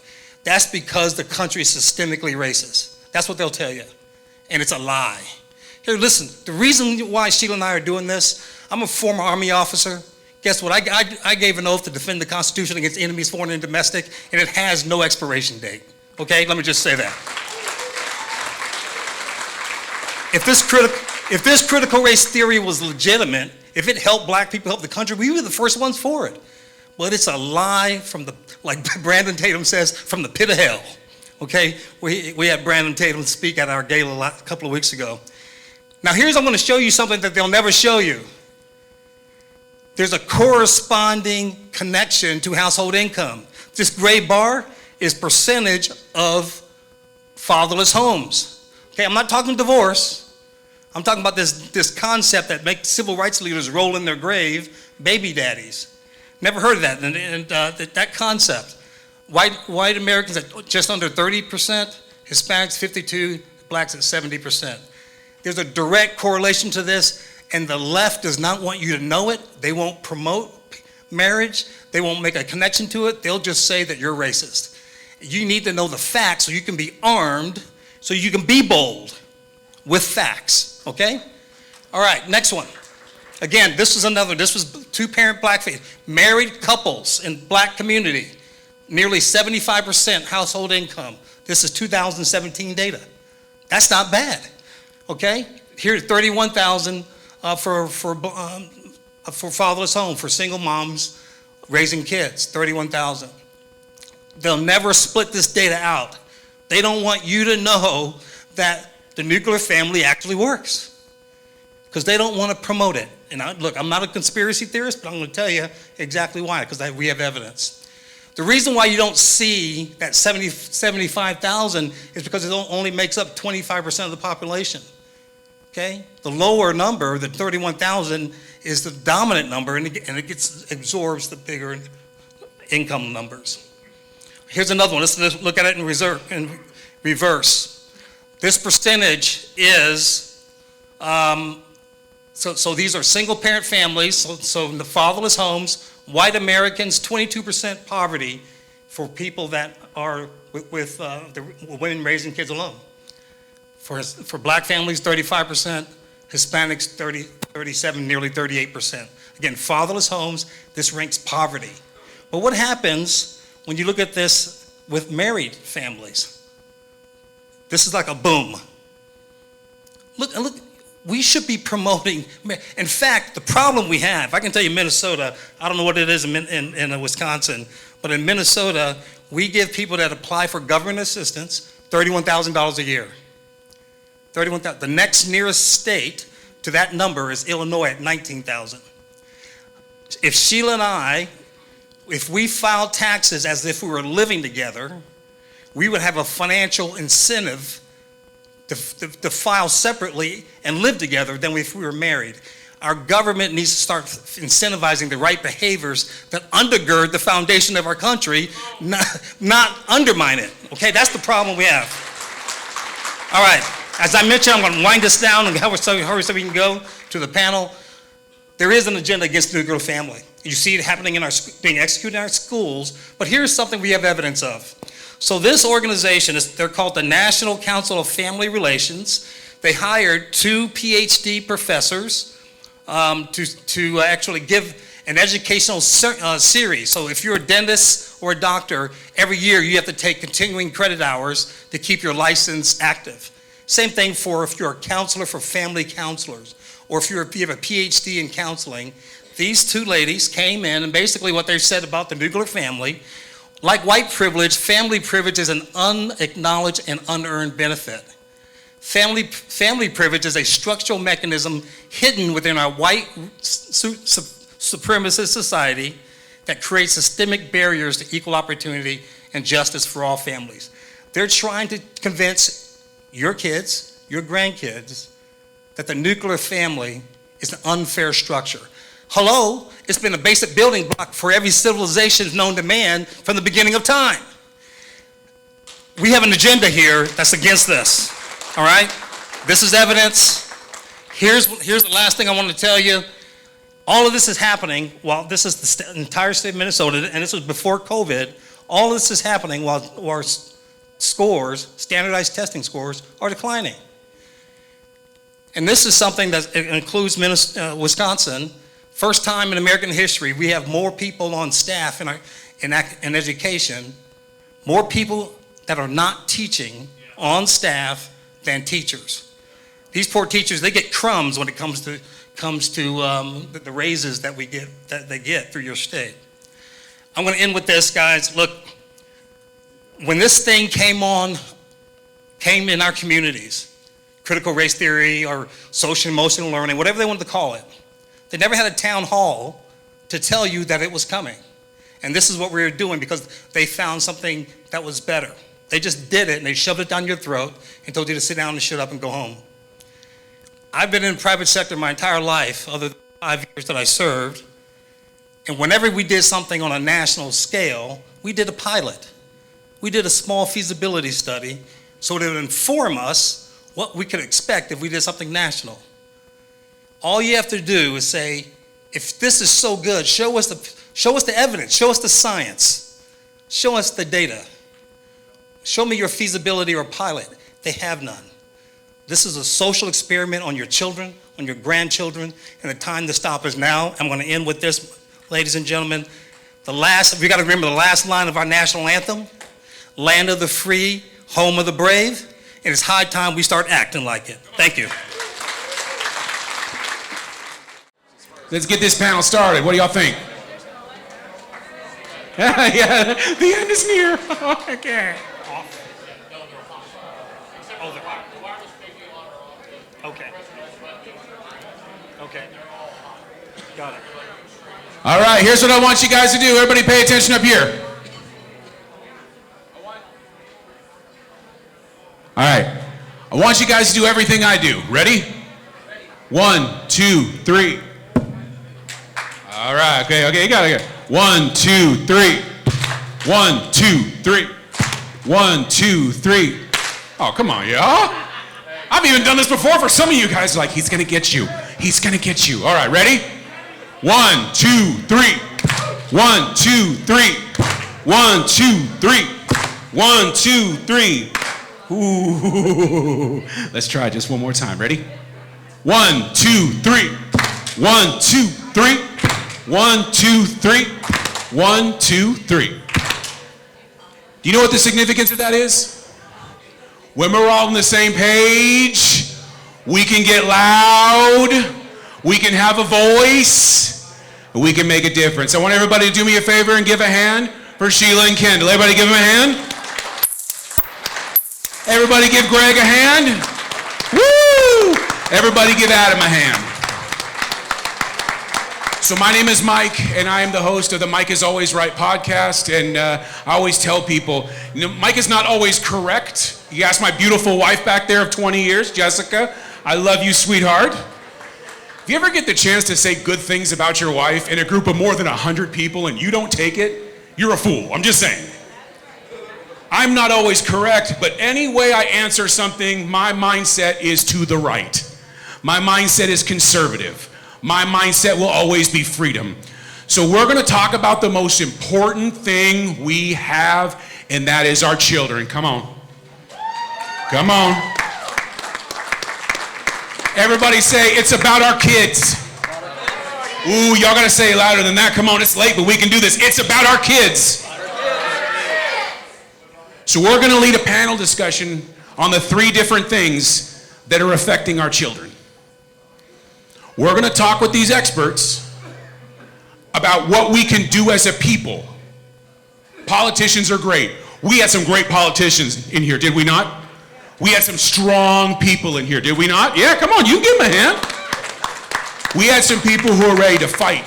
We had some people who are ready to kick some major butt. But here's what we need. Every single one of you. So what we're going to do is we're going to talk about these things and we're going to write them down. What do you want us to do? We need to get involved. We need to do these things, right? Yes? Shake your heads. Yes? We're going to post those up there. How many of you guys have kids? At least 1 kid. All right, raise your hand. 2 kids. 3 kids. 4 kids. 5 kids. 6 kids. 7 kids, 8 kids, and no cable television. That's what I'm talking about. Listen, here's what we got, guys. I encourage every one of you. How many of you guys have a phone with a camera on it? We're going to give you guys some things to write down, some stuff to do. We're going to give you some homework because our children are worth it. Walk on up, snap a picture, and let's get to work. So we're going to talk about the sexualization of our kids. Let's start this, all right? So let's start the conversation with Adam. Adam, we're going to talk about the sexualization of our children. We're going to talk about where it happens. We're going to talk about how it started to happen. Give us your unique perspective from basically what the Word of God says. Yeah, so what the Word of God says, I hear this all the time, that Jesus doesn't talk about sexuality, that this is an old concept from the Old Testament, that nothing is said under the new covenant. So from a Bible perspective, like he said, God says in Genesis chapter 1, 27 through 28, that I, the Lord, made them and created them. I made them male and female. I created them. Okay? Hold on, Adam. So there's not 37 different genders? There are not. Why did you not tell us your pronouns before we started this, Adam? I identify as handsome and awesome. So the rest of the night, y'all just handsome and awesome, okay? Just two, right? Now, how many of you guys say, that isn't going on in our area, is it? Ooh. I'm going to let you guys look at this, and I'm going to read this to you. This is how we're going to start this. This is first contact. This is the Hudson School District. Hudson School District. First contact. Welcome to the beginning of your 8th grade year. This form is an opportunity for us to be on the same page regarding identity. Everybody say identity. Identity. Listen, when you're in the 8th grade, all you need to know is girls have cooties. Identity and access to resources. Everybody say the word resources. Check carefully to see if the questions is required or optional. As always, let me know if you have any questions or concerns.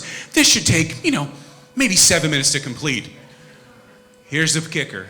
This form is what? Confidential. Whose kids are they? I know y'all hopped up on sugar. Y'all should be able to answer this. Whose kids are they? Want you to take a look at how this progresses. This is how this progresses. What's your full name on the class roster? If you go by a different name, everybody say different. Different. What was a name you'd like to be called? Kendall, how important is a name? Well, I like to be called Lucas McCain, the rifleman, when I was growing up. But that's just me. Now, this is the next one. I would like to be called by this different name in class, with people at home, or with other teachers. Do you see where we're going with this? Do you see what is slowly but surely happening? Now let's look at this. Pronouns are the words people call each other instead of their name. My pronouns are. And you got a list of these. Greg, when we talk about what we're looking at for our children, we talk about how we want to move this conversation forward. How do we look at this, and from a leadership perspective, how do we talk to our children about this? Well, that's a great question. I heard one parent suggest the other day, when this comes up at school, just tell them, I want to be called by this. And that's their first name. That's it. So when we talk about this stuff, they're asking, do you want to be called him, hey, they, thou, fee, fi, fo, fum, I believe is one of these. Maybe there's a big giant around. X, them, zir. So the first thing that we want to do, this is the golden rule. We're talking about the sexualization of our children. Talk to your kids. We were talking amongst ourselves earlier. Do you know what the biggest blessing of the pandemic was? There ain't many of them. But you know what the biggest blessing was? They were home, and you're walking around and looking at the computer screen where they're doing online, and you go, what the heck is that? Right? So the first thing we're going to challenge you to do is talk to your kids. Kendall, how does that conversation go? Let's talk about, Sheila, how does that conversation go? We're talking about talking to our kids. Well, I think first of all, you have to, ask them what happened in school. You have to be specific, because when you ask your kids what happened in school, most of the time they're going to say nothing. We didn't do anything, So I would just say, just really have a conversation with them. And when you have a conversation with them, that conversation will veer in many different directions. And eventually, if you talk to them long enough, you will find out, something will come out. So I would just say it's really important just to talk to them. Look through their backpacks, look at stuff that they bring home. Read the emails that come out. You got to be that parent. And talk to other parents. Talk to other parents. So I'm going to finish this part with this. It says, I want you to know this is a place for you to let Mr. Masters know anything that you would not like to say publicly. This can include personal concerns, positive remarks. This form is confidential. This form is anonymous unless you provide your name. This is what's going on in our schools. Dunn County, I want to read you this because this was difficult. Guidance. This is in Dunn County. Second graders were given this. People choose to express themselves as many different ways. And all people deserve to be respected. Today we learn people can express themselves by the clothes they choose to wear, how they wear their hair, the music they listen to, the books they read, the name they go by, and the pronouns that they use. Below is a blank person. You get to decide how they will express themselves in what outfit you choose to have them wear, how they style their hair, other accessories you want to draw and design. You can give the person a name.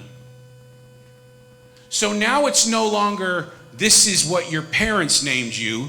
This is how God created you. You were fearfully and wonderfully made.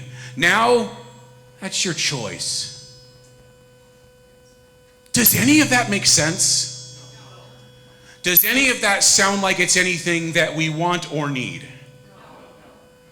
Greg, if you're talking to parents and you've got parents coming in and we're talking about this, what are some of the things that you're going to be telling them? Because if you guys don't know, Greg is, I tell this story because I really like hanging out with this guy. He worked with me extensively on the Protect Our Children event, which was a great event. We had a great time. We will be doing it in 2023. Shameless plug. But Greg told me, he said, listen, we do martial arts. And he made this, it was funny, he goes, we can teach you this. I was like, whoa, hey, hold on there, pal. He said, well, we need to teach you this. We need to teach you leadership. We need to teach you how to be strong. So when you're talking to parents and you're talking to them, you're seeing these things with your kids, what are you going to tell them to do? What's coming from you? Because you have kids. You worked in social work. You see kids all the time, every day. A tip you may want to give them. Yeah, I would tell them to make sure they remind their kids what they've been taught at home, and anchor what they see at home, and compared to, or at school, and compared to what they've been taught at home, and then make sure they come home and talk about the differences that they see. If I can add on to that. Yeah, go ahead. There's two things. You know, that 8 seconds of watching George Floyd with the officer, and that literally impacted the entire country, and it went around the world too. There are things that teachers, I don't want to call it the teachers, that God bless them, they joined the bad team. It's like they joined the Cincinnati Bengals and never going to get the Super Bowl. The teachers union is driving the agenda. And they're doing it all over the country. It doesn't matter if, we go to towns where it's 99.9% white, and they're still teaching this stuff about critical race theory and oppressor. There's no one to oppress. The town's literally, but it is a national agenda. We need to use the same kind of agenda. The left uses multimedia like an art and science. We need to have our kids, if they have a phone, have those things on record. Because the things they're saying to our children, you wouldn't want a stranger to say in a park on any given day. Okay? So we need to have that kind of stuff and air it publicly so people know what these guys are doing, what their agenda is. Because this is conscious. Second thing is we need parents. We talk about what kids need to do. Parents need to have more conviction, and grandparents. Look, in Michigan, the Muslim community there stormed a school board meeting. It got so big they had to put it in another room. Look, they're changing the agenda because of that issue. Well, how sad. Why aren't Christian Americans doing the same thing we need our parents to stop being compliant, because it's literally, we're walking on the boxcars to our own death with our country, and we need to stop being compliant. I'm not suggesting we need to get radical or physical or violent, but we don't have to keep our kids there if they keep doing this stuff, and they're going to change if we unify and hold back our kids. Adam, talk to me about the power of prayer. Talk to me about what we need to be doing as parents and grabbing the hands of our children and praying over them, loving them, reinforcing that God made them wonderful and special. Yeah, I would, Mike, if you wouldn't mind writing 2 words on that board real quick. First one, write the word defensive. The second word is offensive.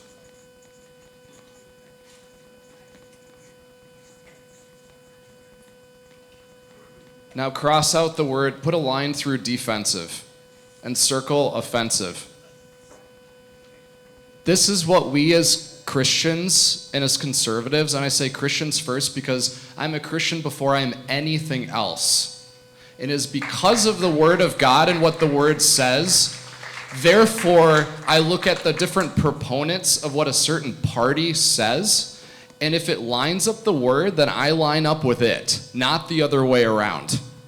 Okay? So we have been on the defensive for too long. We have been reactive. It's time. We are not going to see, I'm saying it now, we're not going to see this change if we're going to keep being defensive about this. We have to be proactive and we have to be offensive, or on the offense, okay? On the offense. Now, to answer your question about prayer, we go boldly before God because there's something that when we tap into the authority that we have as believers, we are the only creatures under heaven created in His image.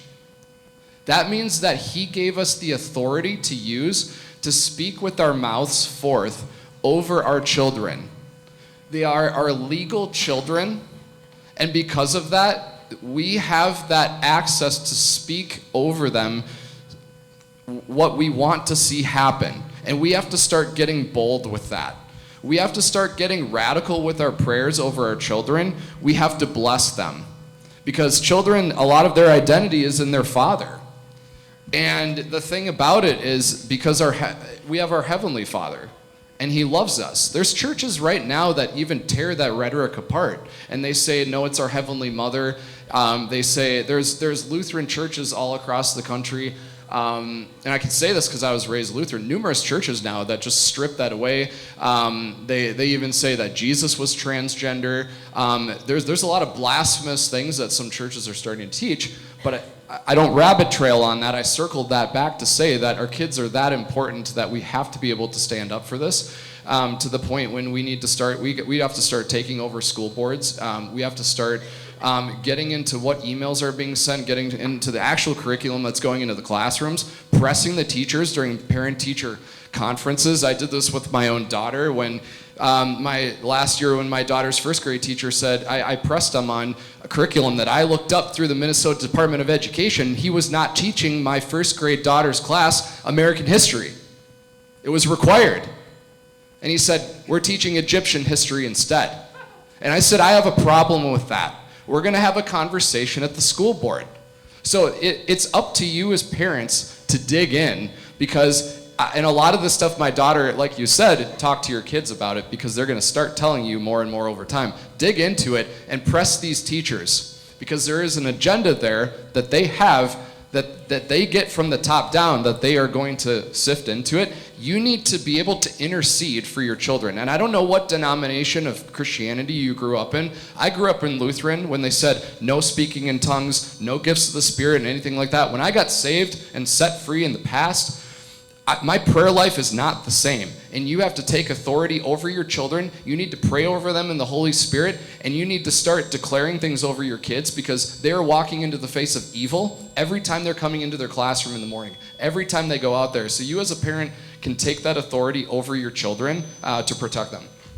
Can I add something to that? Yeah, we'll go Sheila, then we'll go to Greg. Okay, great.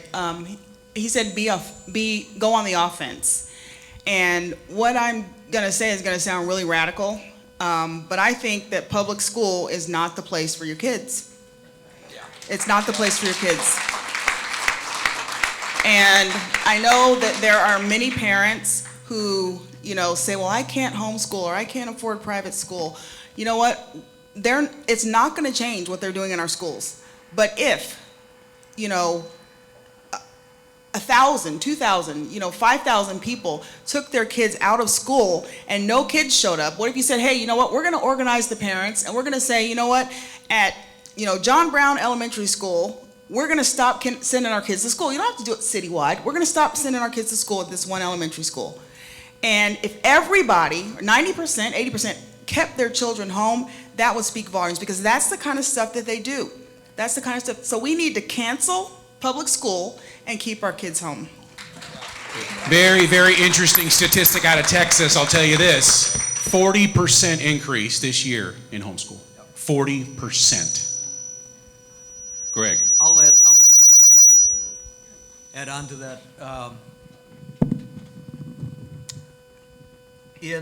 One of the things we support people in martial arts is to stand up to bullies and not be a target. And so what we're really kind of dealing with here is big systems that are acting like big bullies to all of us. And so, and too many of us, I think it was Senator Johnson said earlier, none of us wake up in the morning and think that we've got to fight anything. I mean, that's the way it was, you know. However, we have to start fighting, and we have to gather our system and start having a bigger system to fight that system. It's systems theory, so if their system is going to be bigger and more powerful, and it's only one of us going into the principal's office, one at a time, it's not going to work. So we have to coordinate and go on the offensive, more people going together, and that doesn't mean, you know, angrily, but going with some force, but going in numbers. We have to do that. We have to get more coordinated and more organized around that. When you know, this is a little bit different. What we found that with bullies and with rapists, anywhere from 60 to 80% of the assaults will be terminated. 60 to 80, because depending on what study you look at, it's going to have a different number. But they'll be terminated if you simply resist. You don't even have to be skilled at fighting, but just to resist. And if we would just start getting more coordinated and resist, that's going to go a long way. And then along the way, we're going to become more skilled. We'll bring in more resources, but we do have to become more coordinated. All right, so we're going to move on to CRT, okay? We're going to have a little bit of a question section, but we're going to do that at the end, okay? So please hold your question, and we'll get to that, all right? So let's recap the sexualization of our children. Number one, we want to talk to them. We want to talk to them. We want to engage with them. We want to remember their anchor. We want to remember the things that we're teaching them. We want to be that constant influence. We want to be on offense. We want to make sure, you know what would be great if 10 parents showed up with an issue? You know what would be great is if 1,000 parents showed up with an issue, right? Because it lets them know you mean business. And then the fourth thing, the best thing, the one that can literally move heaven and earth, we want to pray and we want to support. So the next thing we're moving on to our second topic that is very important to our children is CRT and racism. So Kendall, I'm going to ask you a question. I am biracial, okay? I am both Hispanic and I am white. So I'm actually warring against myself because half of me oppresses the other part of me, right? According to this. So when you break down CRT, all you're really doing is you're saying you are oppressed and you are the oppressor. Well, that's exactly right. They're assuming that this is 1950. We have done a lot of intermarriage amongst us as Americans because we consider ourselves Americans. We don't consider ourselves in boxes. I tell people, my father would have loved to have grown up in the America that I grew up in because we are not the same country as we were 50 years ago. We've progressed so much. Here's the thing. If you go to our website at takechargemn.com, you'll see the largest number of black Americans, and biracial, by the way, denounce critical race theory, denounce Black Lives Matter, and call for a need to get back to where we were before we had help from the government, was rooted, and our culture was rooted in faith, family, and education, getting a better education for our kids. But we have one biracial family. There's a white man married to a black woman, and he's got a video on our site, and he's going like, they're teaching my kids to hate the white side of my family. That is so wrong. So offense, again, Sheila and I, we homeschooled our kids 25 years ago. Thank God we missed that indoctrination. They missed that indoctrination. But you got to find ways to move forward and go on the offense. And one of those is, show me where your data is that doing this is a benefit academically and socially for my children. And just stop and let them answer. It's going to be a quiet pause. And that's when you go on the offense. then we demand this to be changed. Sheila, as a mother, how are you having and how have you had those conversations with your children? Because all you get from this area is all your problems are that guy's fault. Why? I don't even know that guy. That dude's white, but it's your fault. How are you having those conversations, and what would be the best thing that we could work on as parents? Because it's really white in here, I'm just saying. What's the best way we can have those conversations? We told our children, if someone has a problem with you because of the color of your skin, that's their problem.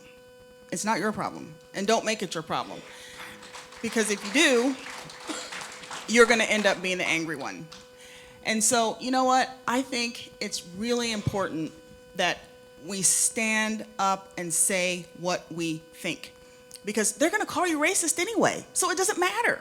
So if you don't say anything, they're going to call you racist. If you do say something, they're going to call you racist. So why not just say what you believe?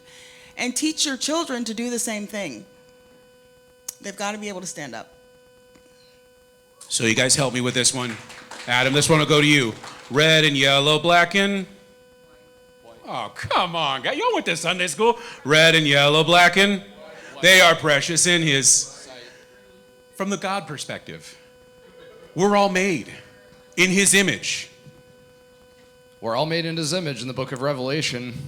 I mean, John clearly sees the vision of heaven and sees people from every, nation and tongue. Okay? Both of my sons are half Hmong Lao. And the thing is that we live, sadly, in a progressive culture that teaches that there is more merit in one's skin color over another. That in of itself is racism. There's no such thing as reverse racism. There's just racism. And what I love to do all the time is flip the script back over on the people on the left, and I say this. The proponents of CRT are predominantly white, liberal, progressive elitists that love to lecture minorities on how they should be victims. Look it up. From the, except for a few exclusions of like Ibram X. Kendi and a few others that have written books, look at who is giving the lectures at these universities and who is backing this garbage. It is white, liberal elitists. It's the same female. Democratic Party. Women. They're women. Most of them are women as well. They want to dismantle true biblical manhood from society and eliminate it. They want to replace the family with a paradigm of 2 men or 2 women who can't produce children. They want to do that. And what they want to do is destroy the family that God created from the beginning. And so I refuse to be able to have my sons grow up in an environment where they would have more merit because of half of their ethnicity over the other? Where do we draw the line with that? We just go to Ancestry.com. Ancestry.com. 52.3%. Exactly. And you're good. Yes, and the whole point of this is that there are so many people of color that are waking up to say, hey, I'm not a victim. I'm only a victim because the left elitists are telling me that I'm a victim. But you know what? When you relinquish that leftist mindset and an entire worldview, because like was shown before on the slides before, it's an entire worldview. It will set you free. Because if we have that victim mentality, it gets us nowhere. And so to encourage our children that we are living in a nation that you are able to, it's based off the content of your character, and that you have merit because God created you just how you are.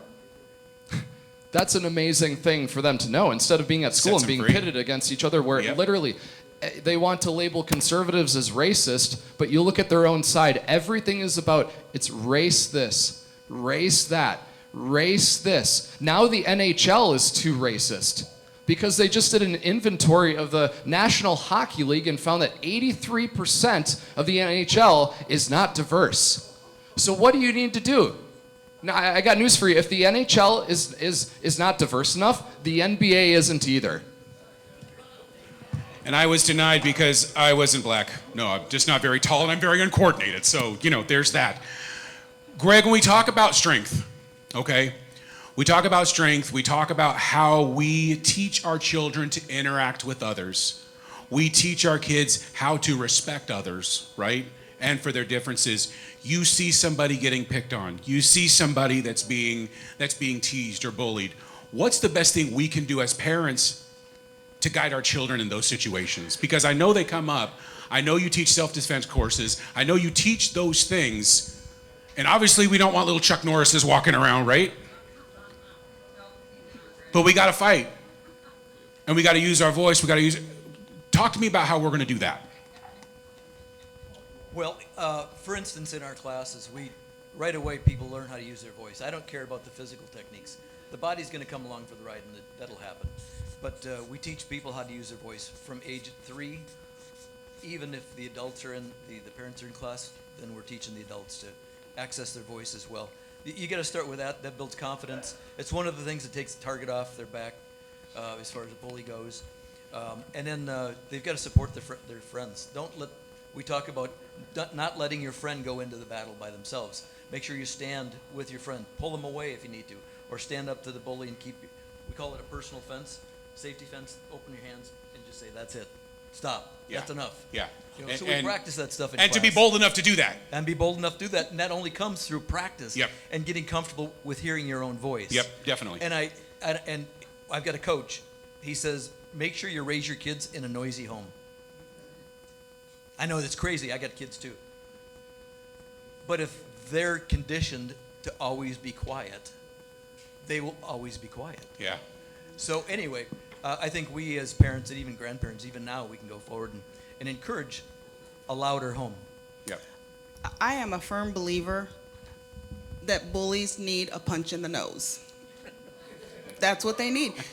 That's how you're going to stop a bully. I know that sounds violent and it sounds radical, but you know what? If you don't, I agree, you should use your voice. That should always be your first line of defense is to talk to them. But you know what? I taught my kids, if somebody hits you, you hit them back. You hit them back. And you hit them harder than they hit you. That's okay. Y'all ain't going to get canceled for clapping for something like that, okay? Yes, we teach that, the voice, because that's a lifelong skill. But there's a point where the bully isn't going to get it until you put him on the ground. And I agree with you. Yeah. And that's contrary to how we're all being programmed. You cannot program bullies to stop being bullies. You've got to behave it, and you've got to strengthen our kids to stand up. And we tell people, at some point, if it continues on, obviously the bully's not getting the message. So if you go ahead and physically, punch them or whatever you do, just make sure you're okay with taking the 3-day suspension. I'll support you, and this is through discussion with the parents as well. So a 3-day suspension for doing that and earning your self-respect, and then usually having a bully stop picking on you is well worth a 3-day vacation. Definitely. Yeah, absolutely. Kendall. Well, one of the things we have to realize is that, first of all, the issue is not necessarily just with the leftists. It's really with us as Christians. We've allowed this, to your point, to go on a long time. Our biggest issue and the disparities we have in our country is because we've given up on teaching the value of marriage, two-parent family, fathers, all that. But here's the thing. The left does not have our values, and they're not going to claim to have them. But they know that we are considerate, we're polite. We've been trained ever since we were kids to do that. And all they have to say is some loud things and some mean things, then they know that we'll shut up. Even if you stand quietly in opposition, we need to stand. You need to be shown physically, vocally, that you're not giving up on this. I tell you, in the future, right now, our country, right now as it is, and the country they're trying to promote and change, one of the two are going to prevail because the two can't coexist. And I want the history books to know what side I was fighting on. It was the side of God and country. That's the key that we have to remember, guys. So I put on this shirt this morning when I was getting ready to come here. I don't know if you guys can read this. Anybody tell me what this says? It says freedom, right? And I just put it on because really I sweat a lot and I was like, I don't want to get my nice clothes dirty, right? Freedom is what we're here for, right? Shake your heads, yes. Freedom is definitely what we are here for. So, CRT, you can't combat racism with racism, right?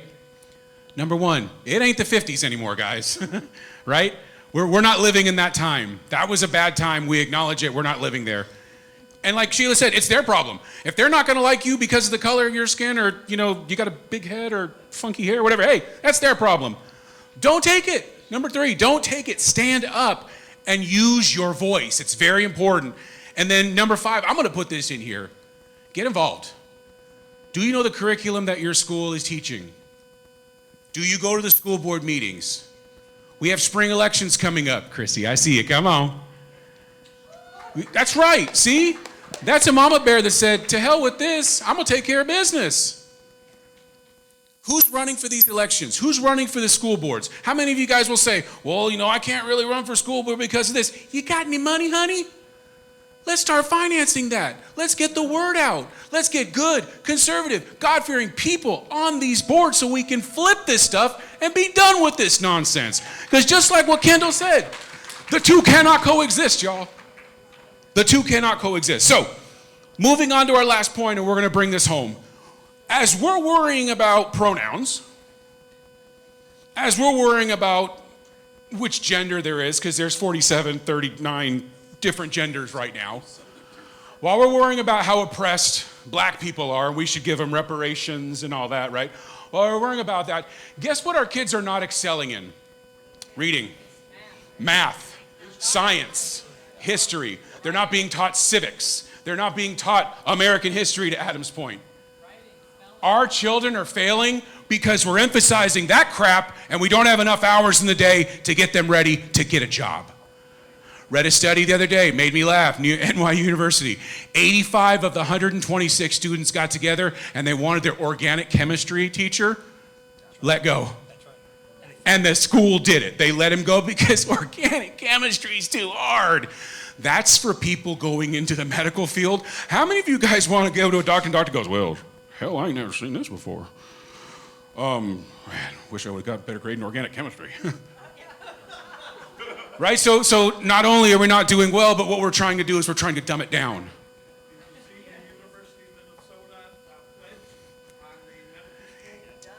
Tell me about it, because I heard it, but I didn't read it.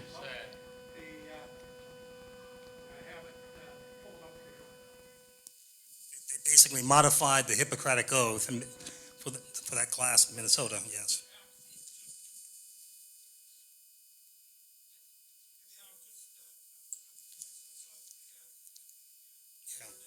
Yeah. Okay.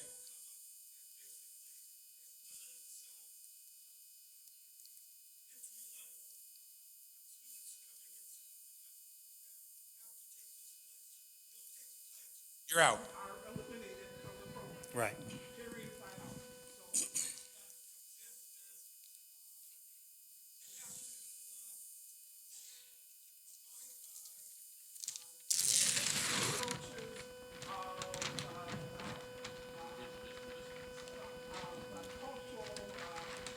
Eastern medicine, Western medicine apologized to the indigenous Indians for their land that they're sitting on, the whole bit, instead of "will do no harm."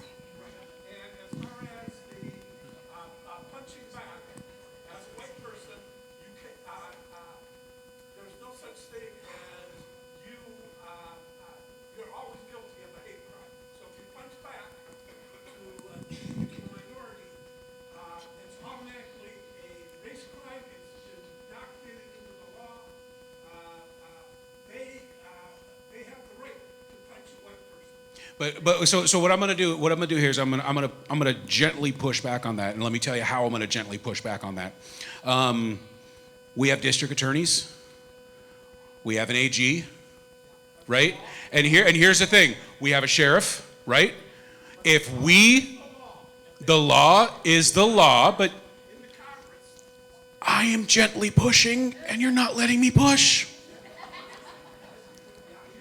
So what I'm going to say is this. Generally speaking, you do have a very valid point. That's why this is so important when we talk about who we elect as AG, who we elect as sheriff, who we elect, and we do those things. Because when we talk about those things, that's what happens. Mike, hold on. Hold on.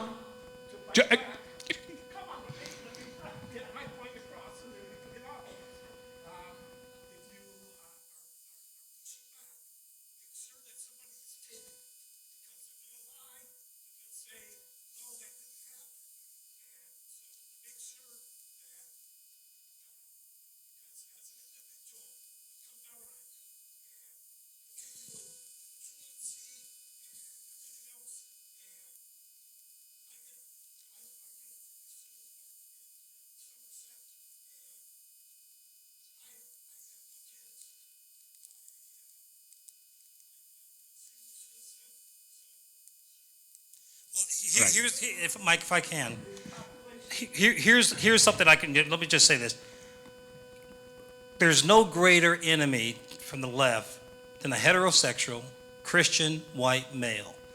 Right behind you is me, a heterosexual, Christian, black conservative. And listen, so I totally get it. But here's the thing. One of my pastors said this when I first became a Christian. Hey, look, it's time we start coming out of the closet because everyone else is. Okay? And our country is worth the sacrifice.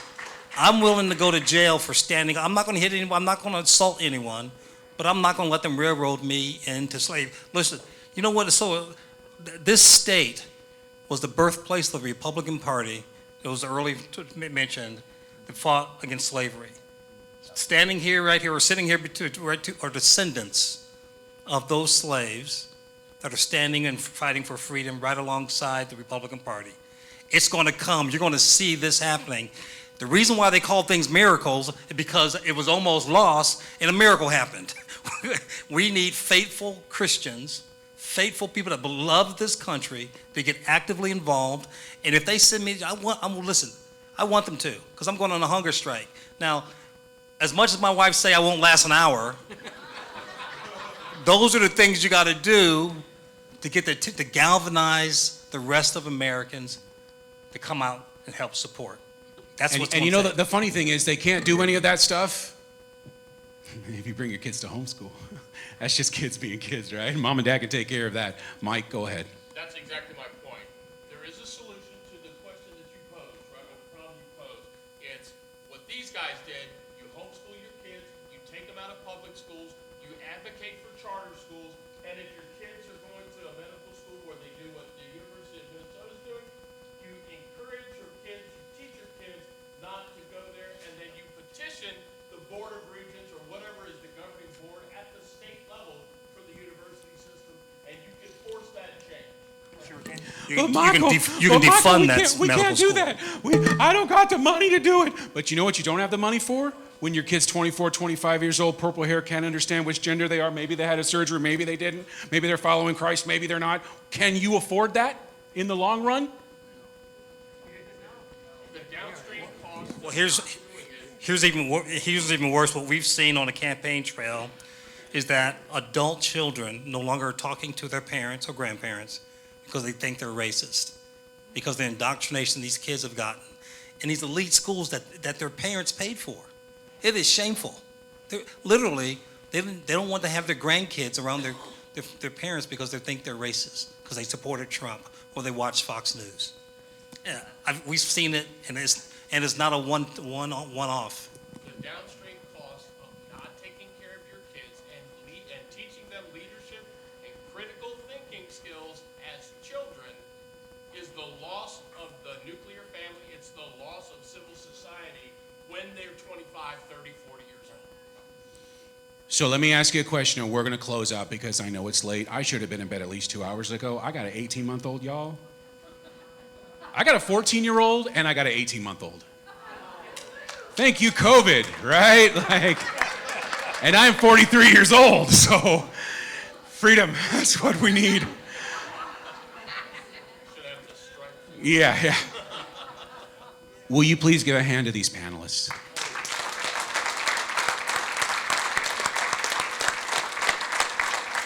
I am going to encourage you before you leave tonight, walk up, take a picture, talk to somebody, talk about running in the spring election, talk about what you can do to help them. This guy over here is running. Let's get him some money. Let's get him some foundational stuff. Let's get his word out. Why? We know what we get with the other guys, right?